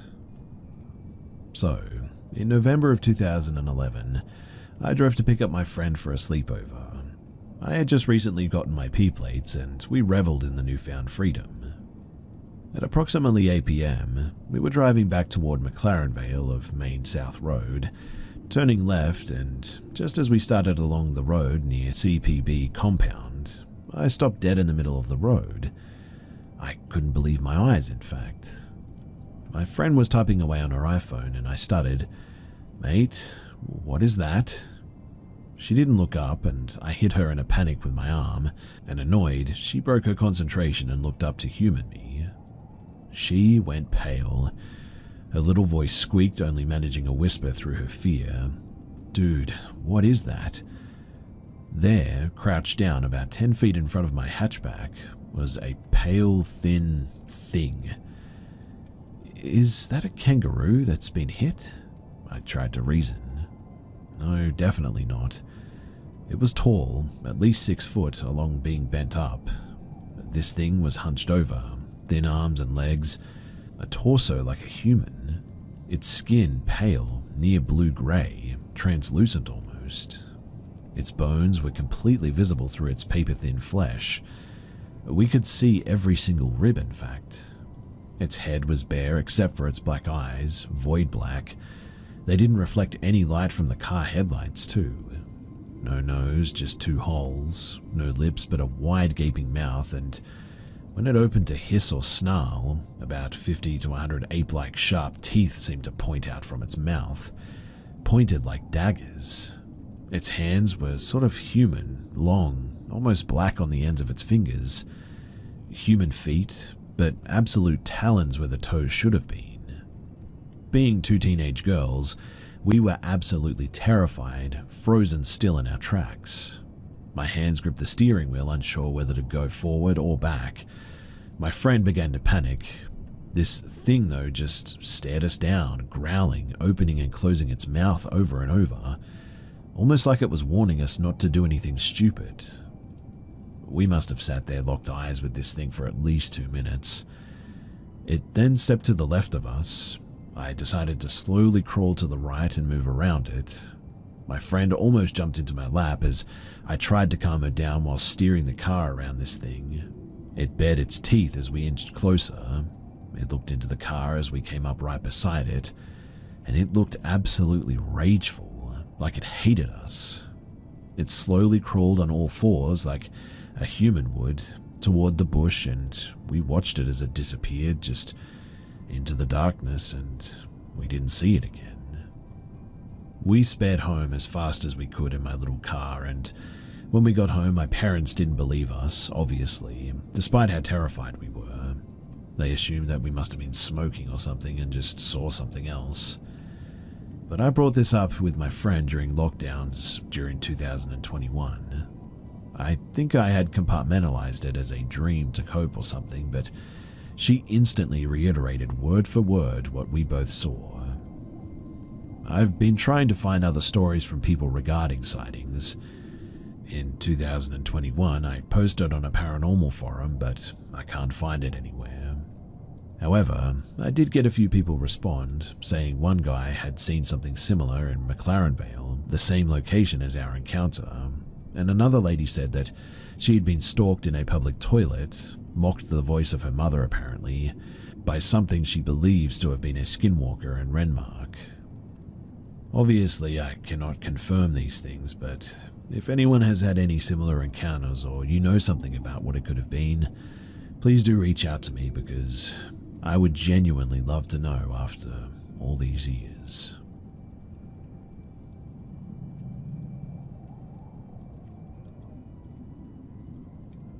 This happened just a few nights ago. I waited a few more nights before I decided to post this as well, to see if this was some just reoccurring, explainable thing. It hasn't happened since then though, so I feel it's appropriate to share this now. So my fiancé and I were going to bed at around 10 or 11 p.m. Our bedroom is in the basement and our roommate lives upstairs. His schedule is the opposite of ours pretty much, so we have become accustomed to him sort of knocking on our door later in the night if he needs anything. The fiancé and I were having our final conversation before drifting off, and we hear a familiar knock at the door. "Come in," I say, because we're all pretty close and he knows he's welcome. No one steps through the door though, and I say again, "Come in." Still nothing. So we call his name, and when he doesn't come in the door, I get up and open it. And there was no one there. I sat and we joked briefly about how it's the ghost, Long story short is that we've had some other weird experiences, as people often do with an old house, but nothing as weird as what happened this night. And so in the end, we just go to bed. Fiancé falls asleep and I start to drift off too. As I'm falling asleep, there's another knock. This doesn't wake Fiancé up, so I don't say anything and instead just get up and decide to investigate the basement a little bit. Maybe the cat is just being a brat or something is settling, who knows. I note that the knocking sounded similar in tempo to the first time that it happened, so I wondered if it was some pipes in the walls adjusting to the winter temperatures. I figure, yeah, it must just be that. But I couldn't help the feeling that the noise just was very obviously knocking against our door. What I mean is that we're very used to the sound as our own roommate very often approaches us that way. I also know what creaking pipes sound like and, well, this just was not that. Nor had the pipes ever adjusted that way in previous winters. Well, whatever in the end. It's annoying, but no big deal, right? I go back to bed and actually fall asleep this time. About 30 minutes later, the knocking starts again though. It could be something settling in the house, but it so obviously sounds like knuckles on the wood of our door. The pattern, the tempo, and the hollow sound of our door. And it is happening at our door. It's not the walls or the ceiling. We have our laundry room, a room away from our bedroom, but our door is so thick that we never hear anything happening out there. And because of this, it is decidedly weird, but I'm tired and I have to work in the morning too, so I try my best to ignore it. But every 30 minutes to an hour, the knocking comes back, and with each occurrence, the knock pattern changes, deliberately too. There's fast knocking, slow knocking. There was even a shave and a haircut sort of knock. Each time I'm trying to ignore it and pull back asleep, only to be jostled awake again. I had lost track of time, but I assumed that it was early morning when I was shot awake by a knock followed by a male voice saying, "Hey." Okay, so this had to have been our roommate. I got up and once again opened the door, quickly this time, to find no one. Well, maybe he was messing with us. He does have a weird sense of humor. I begrudgingly put on some clothes to go walk around upstairs and find him. Turns out, he was still at work. The house is pitch black, and at that, I'm starting to freak out. I go to the front door and see if someone was knocking there, and there's no one there either. Of course, if there was someone trying to get in all night, the dog would have been freaking the heck out, but I really had just no other explanation. So I make myself go back to bed. Maybe the pipes are not only shifting to sound like knocking on wood, but also creaking to sound like a man calling out. The night goes on, and though the knocking continues, I finally get used to it and I actually get a few hours sleep. Until around 7 a.m. when my fiancé and I leap out of bed to another obvious hey from outside the room. One last time I open the door and we find no one. I confirm that yes, she woke up because of the hay as well, and I explain to her that I've been dealing with the knocking all night. Roommate doesn't come home until later in the day, and I ask him if he tried to talk to us the previous night. He confirms, though, that he never came home and stayed at a friend's house. I tell him what happened, and he's as stumped as we are. Like I said, I waited the following nights to see if there would be any more weird house sounds, and even as things have warmed up and cooled down again, there have been no more weird noises to suggest pipes or other household sounds. In general, we're fans of paranormal activity stuff, but I always err on the side of skepticism. This was probably the weirdest thing to ever happen to us at this house, and I still don't know what it could have been if not some genuine high strangeness.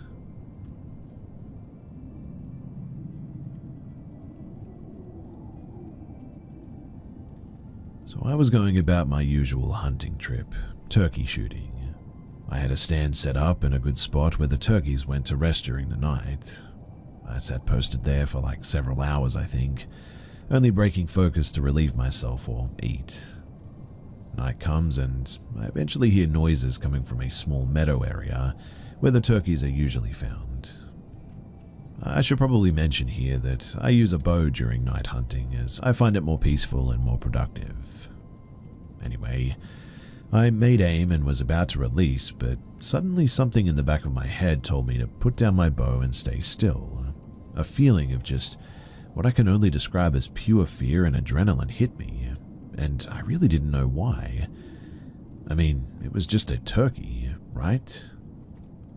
Well, hours pass and it's finally 7 a.m., light out.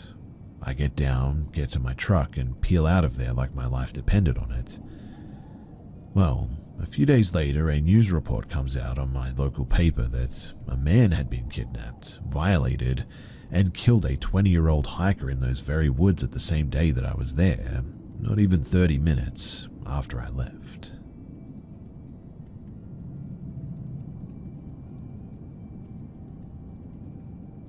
When I was 17, I started working for a racehorse trainer and I decided to try and cycle to my new job. Working with horses meant early starts, so my bike ride was in the dark because it was late winter, around January I think. It was 29 years ago in fact, so hard to remember, but the road that I had to cycle on ran partially along the coastline in a series of sweeping S-bends. On one side was cliff face, with nowhere to get off the road for about a mile. On the other, railings and a steep drop down to the sea. Now, as I'm cycling, I notice someone walking ahead on the road in my bike light. They had their back to the traffic, which was just me at the time, and were wearing jeans, a dark mauve bomber jacket, and a backpack as well. Now, I want to emphasize here that this was slightly uphill and I was cycling really slowly, so I had a lot of time to take all this in. I remember thinking that they were walking on the wrong side of the road, but also that if they walked the other side, it wasn't much safer, I guess. I remember watching them walking steadily in front of me, and as I got closer, I was trying to breathe slowly so I didn't sound so unfit and embarrass myself. It wasn't so unusual to see people walking like this, because the area at the time was very rural and there was no bus in town until you get into like the main village, which was the direction that we were headed, so I figured that they were walking to catch a bus for work or whatever. But before I drew up beside him, I pulled away a little to give him some room, then called out morning, so I didn't startle the guy. And as I did though, I suddenly realized that he just wasn't there. What I mean too is that he didn't fade away or anything like that. He just wasn't there anymore. The reason that it scared me so much at the time too is that I had spent probably 3 or 4 minutes coming up behind this guy who walked very normally and honestly looked very solid. And then all of a sudden he was just gone. I have other stories, but they're more noises and feelings, that kind of thing. But this is the one thing that I will always hand on heart insist was a real ghost encounter, and not something explained away easily by anyone. Also, after this, I managed to secure a ride with another employee, so I never had to cycle that road again.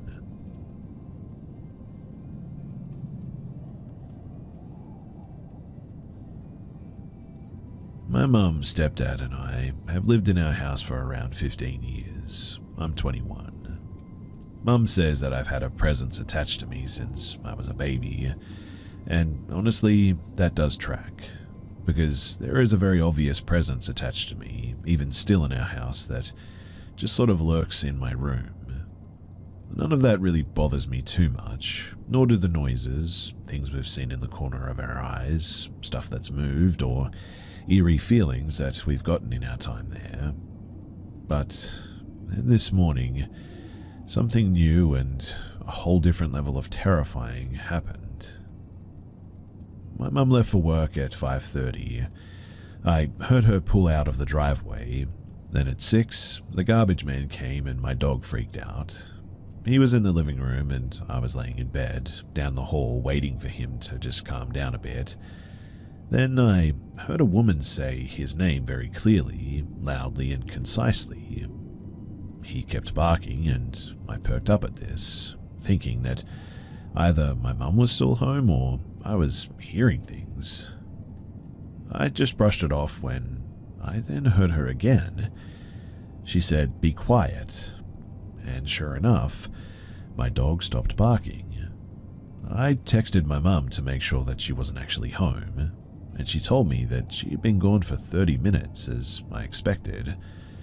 So I went through the house and nobody was there. It could not have been anyone else either. I mean, nobody would have just shown up at 6 a.m., scolded my dog, and then left. Mum asked what happened, and I told her, and she told me that a week ago she was asleep in her room when she heard a woman loudly say, "Oh," right beside her ear, and she bolted up. She said that she was sure that she heard it, but had felt like she was going crazy, until I told her what I heard this morning. We described it to each other, and it's the same, a mature woman's voice. It cannot be a squatter, or at least we're pretty sure it's not. We have a crawl space that is impossible to access without knocking a bunch of stuff off the shelf in front of it, and an attic that is also impossible to access without opening an extremely loud and heavy door. What I'm wondering, though, is why this entity, or whatever it is, has decided to all of a sudden become vocal in a way that we've never seen or heard here before, when we've been here for over a decade now. Any insight would be much appreciated because, quite honestly, this is really terrifying.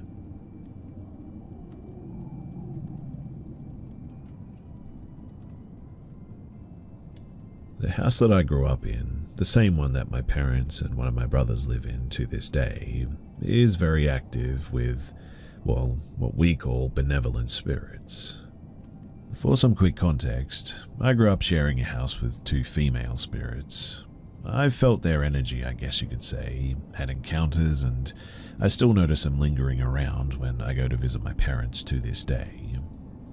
One of the most intense encounters happened back in 2007, though. I was 13, my brother was 12, and the twins were 7 at this point. It was a humid day from memory, with thunderstorm warnings and dark skies. I remember it being late summer, and the whole week prior was thunderstorm after thunderstorm. The storms, they knocked the power out eventually, leaving the house dimly lit by candles and flashlights. My parents, they were in the garage, trying to get our generator to start, so that my mum could at least have a cup of tea by boiling water in the kettle. Us kids, of course, wanted to be able to charge our Nintendo DS's, since that was our obsession like many kids growing up in the mid-2000s. Anyway, I was sitting in the basement with my brothers. We were all sitting on the sectional, waiting for the power to come back on. Our DS's were all drained of power, and we were unsure of what to do.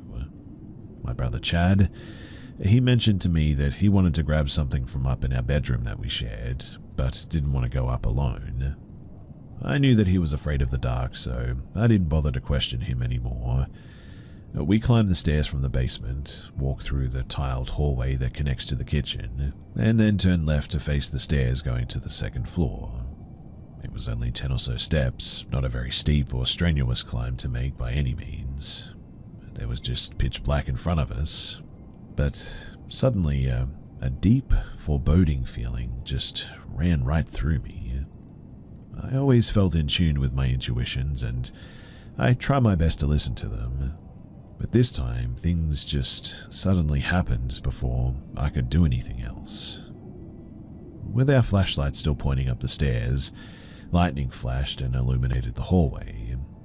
Now, if you're standing where my brother and I were, you would see a hallway at the top of the stairs, which only went about 12 feet or so forward until you would run into the door to a linen closet. And, standing in front of that linen closet at the end of the hallway, suddenly there was just a woman. The brightness of the lightning almost hurt my eyes, yet I could still make out this woman standing upstairs. She was wearing a long skirt and a button-up shirt. I couldn't place an exact time period to the clothes, and I still can't to this day. I just know that it was from years, even decades prior to 2007.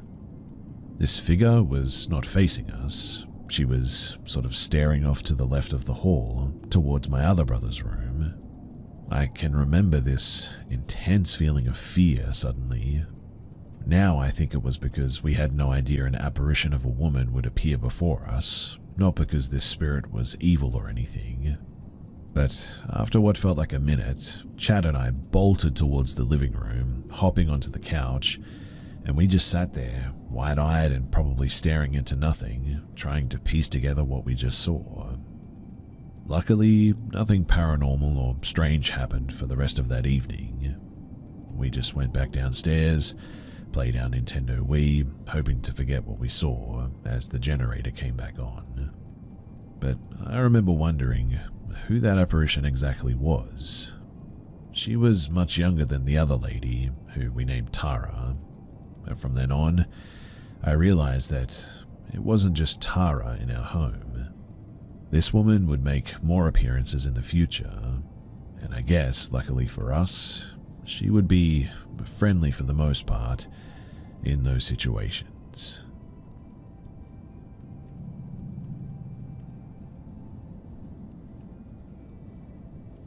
So this happened at two instances, one on February 5th, 6:30 in the morning, and today at 6:16 a.m.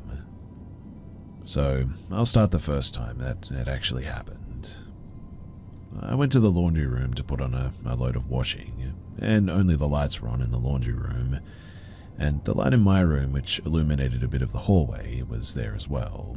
So when I was finished with my laundry, I then heard footsteps, and I looked around the corner and saw a dark figure running at me with heavy footsteps. I automatically assumed that it was my brother, so I yelled his name. Then the figure took a sudden right to the living room. A bit confused because he would usually answer, I turned on the light to the living room, and to my shock, there was absolutely no one there. I went to my brother's room and asked him if he left his room, which he replied, "No, I haven't." So obviously that sent a shiver down my spine.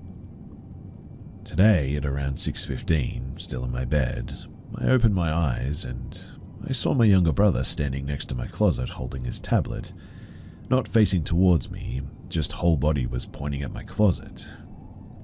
I thought that was a bit weird because, my door was closed, so I closed my eyes to try to fall back asleep. Then I decided suddenly to open my eyes again, and I see him much closer, like standing on the side of my bed from me and still in the same position, just way closer. I tried to say something, but all of a sudden I felt like I just couldn't speak. I fought with that for a bit, and then eventually I said, "Talk." Multiple times I said this, then all of a sudden, whoever was there just up and vanished. I got up, unable to believe what I had just seen, went to my younger brother's room, and there he was, fast asleep in his bed. That again sent shivers down my spine. I've thought about it, and maybe it was sleep paralysis or something. I'm not sure though, because I was still able to move, and I was wide awake. And I know what sleep paralysis feels like, and it really didn't feel like that.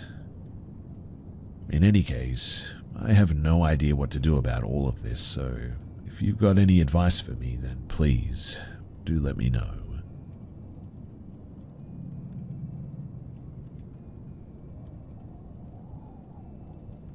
This all started when I was around the age of 14. My younger brother and I decided to swap rooms at one stage, and from the first night that I slept in my new room, weird things started happening. I usually sleep through the night, but I started abruptly waking up at exactly 2:17 a.m. on the dot every single night. Each time I would wake up, I always felt that sixth sense that something or someone was watching me from the right corner of my bedroom, always.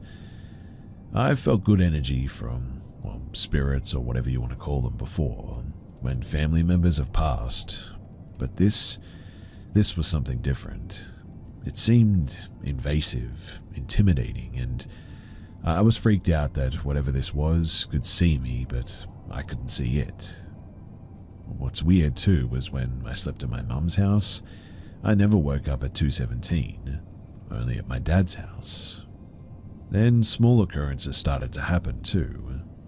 I was staying at my mum's when my dad informed me my alarm clock radio turned on by itself in the middle of the night at full volume and woke the whole family up. I hadn't been to his house in days, and when I was home again, my little brother and I, we would play in the driveway. He had to go to the bathroom at one point, so he went back in the house, but all of a sudden a tennis ball came flying out of the garage. That made absolutely no sense because he was nowhere near the garage. One night I heard paper shuffling on my desk, even though the window was closed. A different morning, I watched my dad's sunglasses on the kitchen counter move several inches by themselves when I was the only one awake. My older sibling, he began to believe me when random lights would come on by themselves in the house too. What's strange too is that we caught onto the pattern that the paranormal activity would happen mostly when my little brother wasn't home. Fast forward to when the house was empty, since my parents were on vacation. My grandma would check in on the house with my siblings, and each time they'd go back, a new light would be on. The last night before my parents came back from vacation, she triple-checked all the lights were off. My parents were definitely surprised when they arrived home to find every light on in the house. My grandma swore that our house was actually cursed and refused to visit anymore. My stepmom then began to believe my paranormal stories too. My older brother and I heard footsteps running up and down the stairs together one night when my younger brother was at a sleepover. It really freaked us out, and at one point, it even got sort of dangerous because the gas stove burners had been turned on by themselves on low heat overnight. If any of this had been a prank previously, I can guarantee that no one in our family would mess around like that, putting our lives in danger. My dad finally began to believe me too about maybe 8 months into this haunting when all of the kids weren't home one night, and he apparently heard whispering in the hallway. He freaked out, grabbed his knife thinking that there was a robber. When he opened the door, he found my TV had turned on by itself and people were talking on the TV with low volume. The last thing to ever happen was one night I came out of the shower and I went to change into my room. The mirror was foggy from the steam. My older brother knocked on my door and asked what I wrote on the mirror. Confused, I went in to look, and we both sat there in awe as letters began to actually show up in front of us slowly. The whole family quickly gathered around to decipher it, and it said, "I am watching," and then there was a word that we couldn't quite figure out. Our family didn't know how to justify what we saw, and after that day, the occurrences just all of a sudden stopped. I stopped waking up every night. There were no footsteps, nothing. A year later, my dad called me and said that he found something really weird on my brother's birth certificate. He asked, "Didn't you used to say that Nick, our younger brother, was somehow connected to, like, the haunted stuff that happened in the house or whatever?" After confirming, he casually mentioned that my younger brother was born at exactly 2:17 a.m. I was pretty much speechless. I mean, there was no way that this was a coincidence. From that day on, I have had so many more questions than answers too. 2 years ago, I had a psychic medium meeting, and after sharing my story, she said how the entity targeted me because I acknowledged it. It was no longer in the house. She confidently said that an entity like that is attached to an object or a person that has since left the house, which means that I definitely think that something was, or maybe is, attached to my younger brother.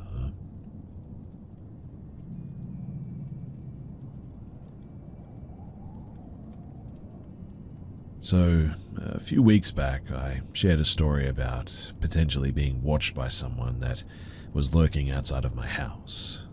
I don't know if you guys remember it, but the TLDR is that I saw someone walking around outside of our house, sort of down the side of our house, with burglar lights coming on next to the free library that my parents had set up just outside of our house. So, to cut a long story short, there hasn't been any activity since that night, but I was on a phone call the very next night with a friend when I noticed someone standing outside, completely shrouded in darkness. I proceeded to talk loudly about how some creep was watching me, and they'd better watch out. Stupid, yes, I know, but it seemed to work because all was pretty much quiet after that, or so I thought. You see, tonight was one of my oldest friends' last nights in town, so I was out till about 9:30, drove 2 friends home and then myself. Since it was so early, I wasn't that worried, but still alert. I drove up the side of the street that he hit on last time, even though it was out of my way, and saw nothing out of the ordinary. I noticed one of the new houses that's being built had its lights on, which I didn't think much of at that moment. Fast forward an hour though, and I start hearing a weird, sort of loud banging sound across the way. I know that it's risky, but I'm not letting a horrible person dictate my comfort, and I've also been watching for activity or pretending so I can maybe catch them. I've also kept my window open as usual, hence why it was dumb to razz him up the other night by talking about someone watching me, but I digress. Whatever it was, it stopped, so I wrote it off, which was in the end a very big mistake. Because shortly after, I started hearing banging again, but this time I could actually feel it. It was coming from my house. I genuinely freaked out, like knives out status, but much more cowardly, cowering on my bedroom floor with my ear pressed to the door and knife in hand.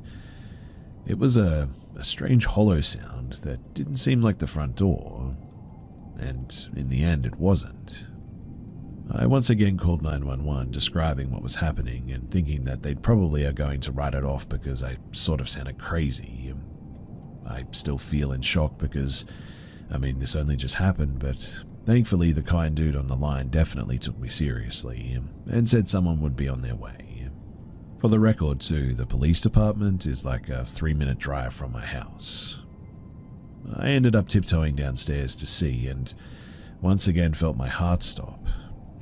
I went to the front window, ducked down, and there wasn't anyone at the front door. Then the banging starts up again, and I can tell how close it is now.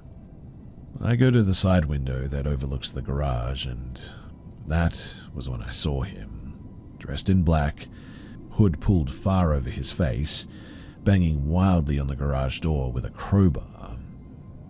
I honestly don't know why he wasn't using the crowbar to break in or whatever, but I'm super glad that he didn't, as the door inside the garage that leads into the house, it's always left unlocked. To say that I panicked is honestly a vast understatement. I nearly wet myself, which is understandable, right? I'm just standing there, peeking out of the window, watching this guy wail on my garage door with a crowbar, thinking how unhinged he must be and how much I want the cops to get here now, when, just like before, suddenly he just runs off. I quite literally just got done giving a report to the cops that showed up. My family was woken up and had to talk to them as well, as they're the homeowners. And now they're both so freaked out that my dad just ordered 4 exterior cameras to monitor the house. I really don't think it's over yet too. This man has some reason that he's targeting my house, possibly me, who knows, since he started out by watching outside of my window. But whatever the case, we are definitely thinking about security now and exactly what steps we need to take next.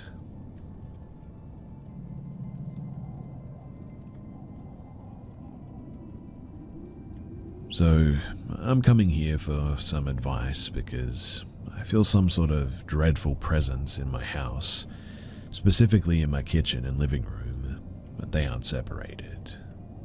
I'm 20 and I live with just my mum. I don't really know where to start, but I've had multiple different physical things happen in my kitchen while I'm home. Let me also say, though, that I moved into this house not even a full 2 years ago, and I've never had previous encounters with anything paranormal. I guess I'll just run down the list of encounters, starting with the first one and leading up to the most recent. So, the first instance was maybe about 2 or 3 months after I moved in.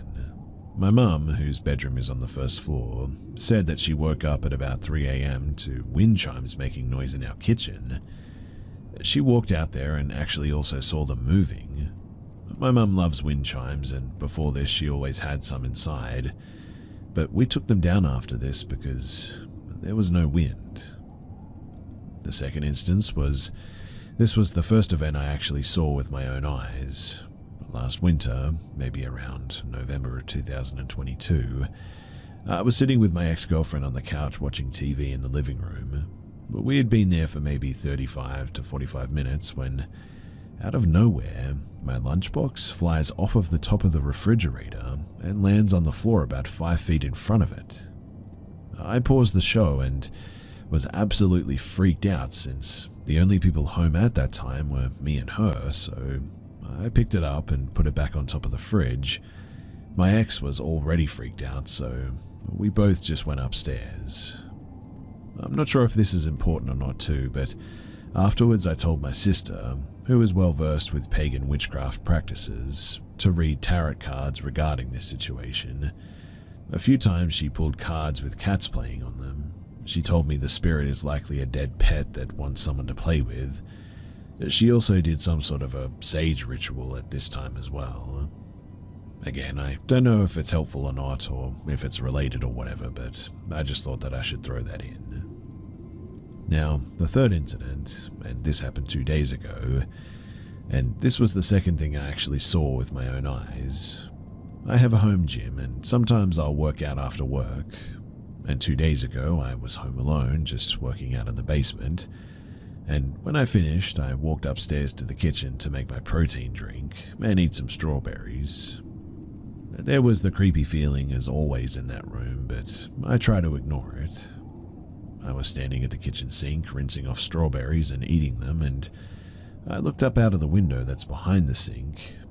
It was completely dark in my backyard at this point, and I couldn't see anything but the reflection of the room behind me. When I looked up, I saw what appeared to be a blurry black figure moving very quickly from one side of the living room behind me to the other. I couldn't make out any features because I only saw it for about a half a second, and I don't even know if it had any at all, to be honest. And when I say fast, I mean this thing was fast, like the same speed of a human full sprinting from like one side of my living room to another. I instantly turned around, but there was absolutely nothing there. I was freaking out though, and I started saying stuff like, "Whatever you are, you're not welcome here and you need to leave. This is my house, I live here, and I don't want you here. You need to go." Then I walked upstairs and laid in my bed until my mum got home, because I don't get this eerie or creepy feeling when there's somebody else home. Eventually I showered and I went to bed. The fourth instance, after instance 3, I debated not saying anything to my mum because, well, I don't want to freak her out since she sleeps on the first floor. But last night I decided that I'd tell her, and she was understandably a little bit freaked out by it. This morning my mum calls me while I'm at work and tells me that she herself was withholding experiences from me too because she also didn't want to freak me out. Now, my mum runs a small business out of the part of the basement located directly underneath the kitchen and living room, and she told me that She has at least a dozen times heard footsteps in the kitchen above her walking around when she is sure that she is the only one home. Apparently, this is why she plays her music so loud when she's down there. From my phone call with her this morning, I learned she got into contact with some people from her church, and soon she'll be having someone who specializes in spirits or whatever to come and take a look. Now, the fifth and final instance, I'm not entirely sure if this was just in my head or an actual encounter because, I was actually on something that day. Not my first time, so I know how to function, but about a month ago, I decided to trip in my house with my current girlfriend and 2 other friends. For the majority of the trip, we stayed upstairs watching some TV shows. The Midnight Gospel on Netflix, highly recommend by the way. And I had to go downstairs to take a pee, so I went down by myself, and I swear that while I was coming down the stairs, I saw what looked to be a woman's face smiling in a really unsettling way at me from the couch. I had some laundry on the couch and I saw the face vividly in the laundry. This really disturbed me too, and I just sprinted to the bathroom to take a pee, and then I sprinted back upstairs for the rest of the night. I would also like to add that in the mornings before work, 5:45 a.m., still very dark outside, and at nighttime, when I'm in the kitchen by myself, I feel an uncomfortable sensation, almost like the feeling you get when somebody is watching you. Of course, every time I look around, I'm alone, but I just feel this sense of intense dread. My house is also silent, and rarely ever do I hear any noise from outside, since my house is surrounded on 3 sides with trees. All of these accounts, though, they are honest, and I believe that I described what I've seen and my experiences to the best of my ability. I would really appreciate any advice that people can give me on how to get rid of this thing, as it's low-key scaring the heck out of me, and it's causing me not to like going into my kitchen or living room at nighttime.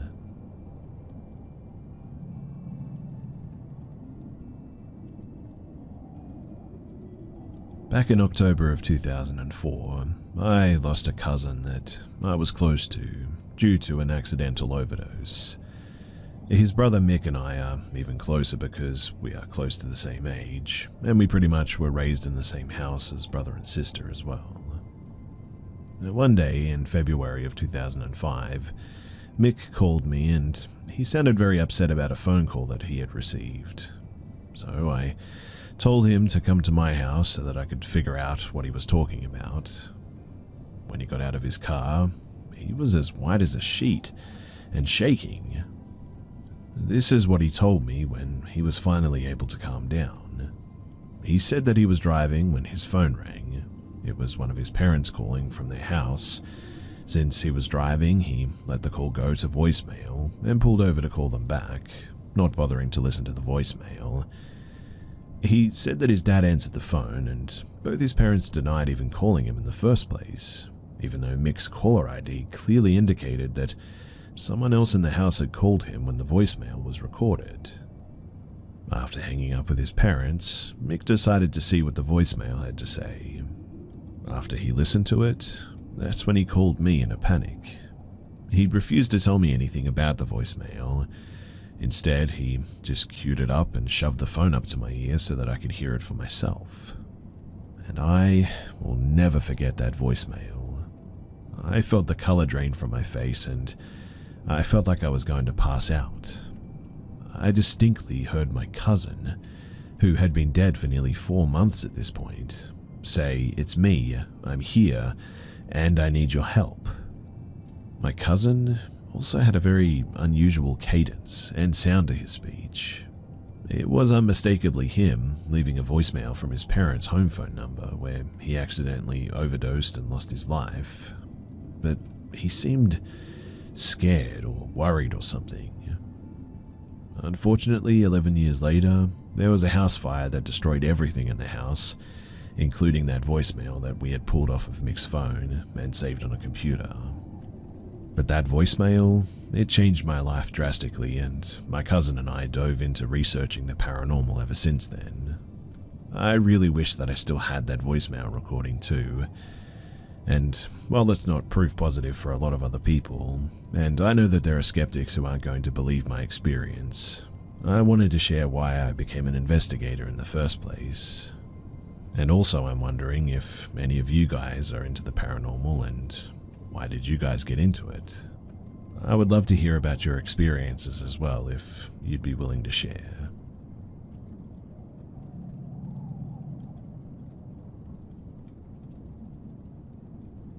The last time that I had sleep paralysis, it was very, for a lack of a better term, demonic. I felt and saw the presence of 3 entities, one on top of me, one in the corner, and one trying to unlock my bedroom door. I never sleep with my door unlocked. My sister, the previous day, also had the same occurrence, and I will never forget that my mum said that week she had heard stuff in the room. This time it was the last night, and significantly less demonic. I opened my eyes and could feel the sleep paralysis starting to take over me, and I violently started to try and shake my leg and snap out of it. I could feel someone in the room, though, shaking my bed violently, trying to harass me. Mind you, ever since I had my first sleep paralysis, if I'm alone, I sleep with my LED lights on dim and never lay on my back because I feel vulnerable and prone to sleep paralysis if I do. My first time doing that was very traumatizing, let me tell you. Now, back to what I was seeing. I was on my back and could only look straight up and see what was in my vision range. I sleep by a window and I could see a ridiculous amount of flies around the curtains hung at my window. The only time that you can see that amount of flies is if something is dead or rotten. I was really confused. I was violently trying to wake my body up. I could really only mutter a prayer to save myself from things getting potentially worse. I then felt a pressure on my chest like the last time I had it, only this time I couldn't see a demon until towards the end when I saw an entity slowly trying to creep on top of me wearing a white sweater and floral pants. The nightmare was over soon enough for me to wake up completely confused and startled. But the weirdest thing was that those flies, they were real. They were all over the curtain and it absolutely freaked me out. I instantly ran out of the room and went to get some spray for all of them. But can anyone explain this? It was so weird. Praying seems to be my only way out.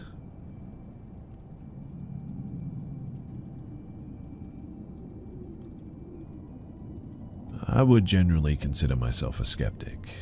I don't really believe in this kind of stuff, usually, but I've been having some strange experiences. I don't really have anyone else to turn to, so I hope that this place might get me some answers, or at the very least, rule out some options. So, it started back a few months ago. My house is small and only has 3 tiny bedrooms. The majority of the time I've lived here, there are 5 people here. I shared a room with my sister up until October of 2023, when my brother moved out and she took his old room. A while after that is when I started to notice odd things. At first, it was generally just paranoia, I guess. In my room, and only in my room for at least an hour before I go to sleep, I would get really paranoid.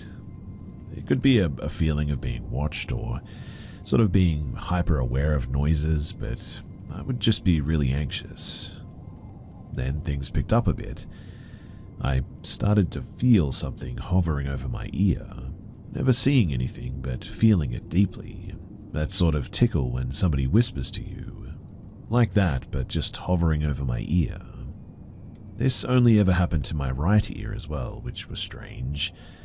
It just so happens that when I lay on my left side, I face a mirror as it's my closest door. Apparently that's bad luck, I hear, but anyway, it goes on from here because one night as I was drifting off to sleep, I heard a man clearly whisper, "Stay awake," in my right ear, which scared the heck out of me for obvious reasons. And I felt that same hovering sort of watched feeling as well. Lately too, I've noticed things moving across my vision. Shadows in the corner of my eyes and little white blurs across my vision. This really only ever happens in my bedroom and not much else. I've also noticed something worse when I sleep as well. You see, I often sleep with my hand under my pillow, and sometimes my hand peeks out from under the pillow, and that is when it happens. Something is, well, grabbing my hand. It always starts at my index finger and pulls slightly on it as if trying to be discreet. Then it works its way to my pinky. Then it goes back to the index finger, only this time it makes sort of small circular motions with it while pressing it on my pillow lightly. It does this with each one until it reaches my pinky. Then after that, it always shakes my headboard. I've also noticed that my mattress shakes slightly while I sleep, which is definitely not normal. And as far as I can recall, this is all the detail that I have as of now. I'm really worried that I have a ghost of some kind in my house, and I'm also worried because, well, mental illness runs in my family and my grandpa had schizophrenia. So here I am asking you, do I have a ghost or should I be evaluated instead? And if I do have a ghost, well, what can I do about it? I'll try to answer as many responses as possible, so feel free to ask or clarify anything in the comments below. I'll try to answer as many responses as possible, so feel free to ask any clarification or comments or whatever below.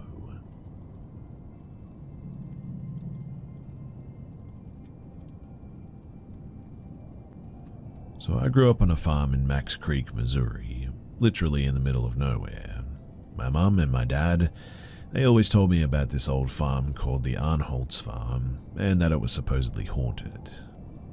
My mum used to be friends with a lady who lived there in high school, and when visiting once, saw a man standing at the top of the stairs, so they called the police. They come to find out later that it was the man who apparently ended himself there in the house. A bit of backstory before I begin as well. One man, he shot himself in the house and another hung himself in the barn, and it had a really nice family cemetery just down the hill. That's just how it was back in the days. Cemeteries were often on private land. My dad told me his younger brother David had taken a date for a drive and saw what looked like candlelight in the windows. There had not been anyone living on the farm for years at this point. So one day, I decided to go and check it out for myself. My grandfather owned the land after all, so it wasn't like I was going to get into trouble or anything. This was also in late August. So there was a good walk up a dirt road in the middle of nowhere, maybe about 30 minutes. I got to the middle gate and I climbed over, and this is where things started to get interesting. You see, as soon as I got over the fence, I felt like something was watching me. I shrugged it off and started down the small path, which was just big enough for a pickup to drive down. As I started to walk, I noticed something was walking in the woods on my right, keeping stride with me step for step. I figured maybe a deer or wild turkeys. So I kept going down the road, but the steps kept the same pace as me and were literally parallel to me in the woods. I started to get creeped out, so I did a bit of a test to see what would happen. I would change the pace of my walk from fast to slow, and whatever it was doing the same. So to really test it, I just took off at a dead sprint, and so did it. And then I stopped, and it did too. I challenged whatever it was to stop messing around and to come out and face me, but nothing. By this time, I had gotten to the clearing where the house was along with the barn. The path had a sort of mid-turn to the right in a clearing with the house on the right and the barn to the left. Once I made it to the clearing, whatever was following me didn't follow me out of the woods. The house was really starting to fall apart as well. Whoever lived there had a thing for roosters because there were paper clippings all over a wall. I couldn't go upstairs because the floors were sagging. I went and checked out the barn at one point. The rope that the man had used, it was still there, and you could see that it was frayed from where they had cut him down. I went just down the hill to the left of the barn and paid my respects to the family buried in the small cemetery plot. I spent maybe 2 hours just checking the place out. It was starting to get late, so I figured that I had better get heading home anyway. And just as soon as I got around the bend into the woods, whatever was in there, it started up with walking stride for stride with me again, but on the opposite side of the trail. This went all the way to the gate. It literally followed me right up to the gate. I climbed over the gate, and as I was walking away, I heard it walk up to the gate and stop. I turned around, and there was nothing. I was only 4 or 5 steps away, so I should have been able to see something, but there was nothing there. I ended up nervously saying, "Have a good day" to whatever it was, and in the end I just left. I never did go back to that place, but I guess now I sort of would like to just see it again.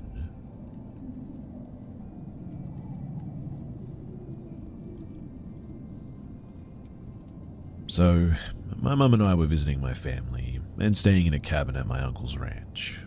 There's a main house, a bunch of animal pens or fields, a dog kennel, and then there's the guest cabin across the lot from the main house. There are other homes nearby, so it wasn't super remote or anything, but we were surrounded by forest, mountains, and obviously some fields. So, middle of the night, my mum and I are sleeping, and we both wake up because there's suddenly a really strong, weird smell permeating the cabin. We commented that it must be a skunk, but also, both of our dogs sat up and got restless. They didn't bark or make any noise. I was having trouble getting back to sleep with the smell, and getting the dogs to lay down again was difficult as well. So I just went outside to have a cigarette in the end. It was pretty much pitch black at this point, but I could see my immediate area from a dim porch light. I was leaning against my car, and I started to hear someone walking across the gravel. From the sound, I presume that the footsteps originated from the forest area behind the barn, then walked through the gravel parking area and turned toward the cabin. I thought that it was weird that whoever it was seemed to have passed by the kennel, and the dogs weren't making any noise. None of the animals were, in fact. But I figured that it had to have been my uncle or one of my cousins out doing something. I was curious what they were doing out so late at night. I was tracking where the footsteps were from the sound as they were getting closer, and just waiting for someone to walk near enough that I would see who they were. I almost called out too, but in the end I decided to wait. Eventually, though, I saw what appeared to be someone wearing a hairy brown coat walking toward the field next to me. Now this is where it gets weird. You see, it was getting closer and about to walk by me, parallel by about maybe 6 to 10 feet. It was close enough that I realized that what I thought was a person in a hairy brown coat was actually the bottom half of a large creature on 2 legs. The bottom half, 2 legs and hindquarters, was about the size of an average adult, and also appeared brown. The top half that I could only make out in the silhouette appeared black. Honestly, I couldn't tell how tall it was in the dark, but it just walked by and then into the field that was next to the cabin. Also, the gate wasn't open. I checked the next morning, so it would have had to have stepped over it to get into the field. I kind of registered what I saw, thought that I should probably be freaking out, but in the end I just sort of went back inside and I went back to bed. I did a little walk through the property the next day, to make sure all the animals were there and unharmed. And in the end, I only told my mum about the experience.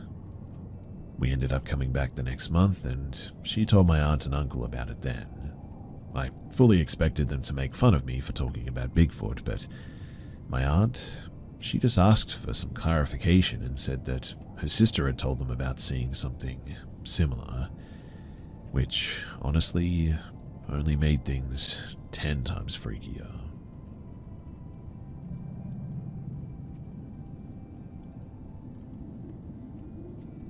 This happened around 2021, and sometimes I still find it hard to grasp. For context, I now live in a different place, and along with most of my relatives, so I feel safer saying this here, I guess. The reason I'm sharing this is for people to learn and possibly caution themselves from my experience. Now, I'd say the place that I lived in was just pretty old. It wasn't densely populated, nor empty either. It had wooded areas around it that you could cycle to the mall through, school as well, and other normal places, but you'd have to take a car to go to places like the hospital. I was basically in my last year of high school at this point, and being an only child and a girl on top of that made my parents overprotective, and I was naturally more cautious than the rest of my friend group. I didn't really mind being that way, though, because I always thought that that was the better option anyway. So teenagers from school would have these sort of outdoor get-togethers in the woods a few kilometers away from my school. It was just common for people to lounge out and about, chilling till like 3 in the morning or whatever. And including me, it was a group of 4. They decided since it was our last year that we should probably drink together in the woods. Obviously, looking back, that was a really stupid idea. It wasn't unsafe, I guess, and it wasn't deep in the woods either, but still. There's a pretty clear trail though, and a small sort of openish area where people would get their dogs and whatnot. We planned to do it on a Thursday because my parents would be out and the rest would convince theirs that we were having a sleepover. Now, we bought the alcohol and some other stuff just to chill out. There were no others that day because it was a weekday and quite chilly as well. It was pretty lively. You could see houses from the distance and people would be driving around and all, so naturally we felt pretty safe. We walked on the trail for about a minute when, for whatever reason, I just felt really uneasy. I felt like we were being watched or something like that, and looked over to one of my friends. She looked a little bit distressed too, but I guess we just sort of shrugged it off in the end. We walked a few more minutes and we found our spot. We started drinking and basically spent like an hour and a half of gossiping and having those sort of deep talks while you get drunk. I didn't drink too much and neither did my other friend. We were just a little bit tipsy. Now, we forgot about the brief weird feeling that we had felt while walking until we heard something from thick in the trees in front of us. Even though we were loud, we all heard it too. It was this sort of weird sort of snickering or giggling. I got up from this tree log that I was sitting on and just dragged my friends back a little bit. We had a fire going and 2 torches, but still couldn't really see into that area. It wasn't that close to us. I think about maybe 4 doors away if you place them horizontally. So the fact that we heard that laugh was just sort of insane to me. I pointed the flashlight into the area and nobody came out. I sat back down and when I turned the flashlight off, there was a silhouette coming out. I switched on the flash to blind that person while my other friends did the same. We started yelling and getting ready to run when I saw what I can only describe as the most horrifying thing that I have ever seen. It was this man who we'd never seen before. He had this sort of plaster-like smile and his hair was covered in dirt. He was completely pale and his eyes were almost like he wasn't looking at us but just in our sort of general direction. It's difficult to explain just how creepy this was, but it was textbook creepy. We all ran for it. My very drunk friends even managed to snap out of it. We got to my house eventually. I lived the closest to the place and said that we would call the cops. We absolutely terrified our parents as well, but yeah, we called the cops and in the end they found nothing. Word eventually got out, and people pretty much stayed away from the paths at night time, and a couple of the guys in our school managed to get their dads and all with guns to find the guy, but nothing ever really came of it. Anyway, fast forward to maybe about a month later, but we didn't talk about it much, and we never did anything like that again either.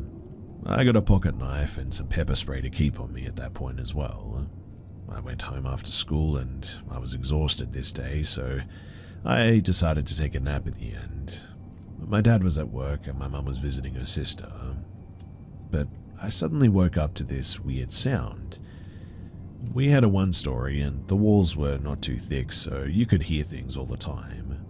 Even still though, I had a bad feeling, so I locked all the doors and even the windows out of habit.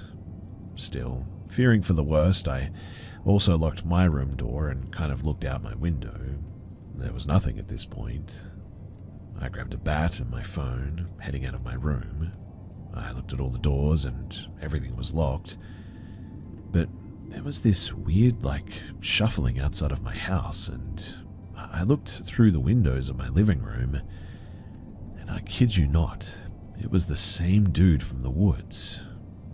He was just outside, walking in this erratic, eerie way, which honestly just sent me into a complete spiral.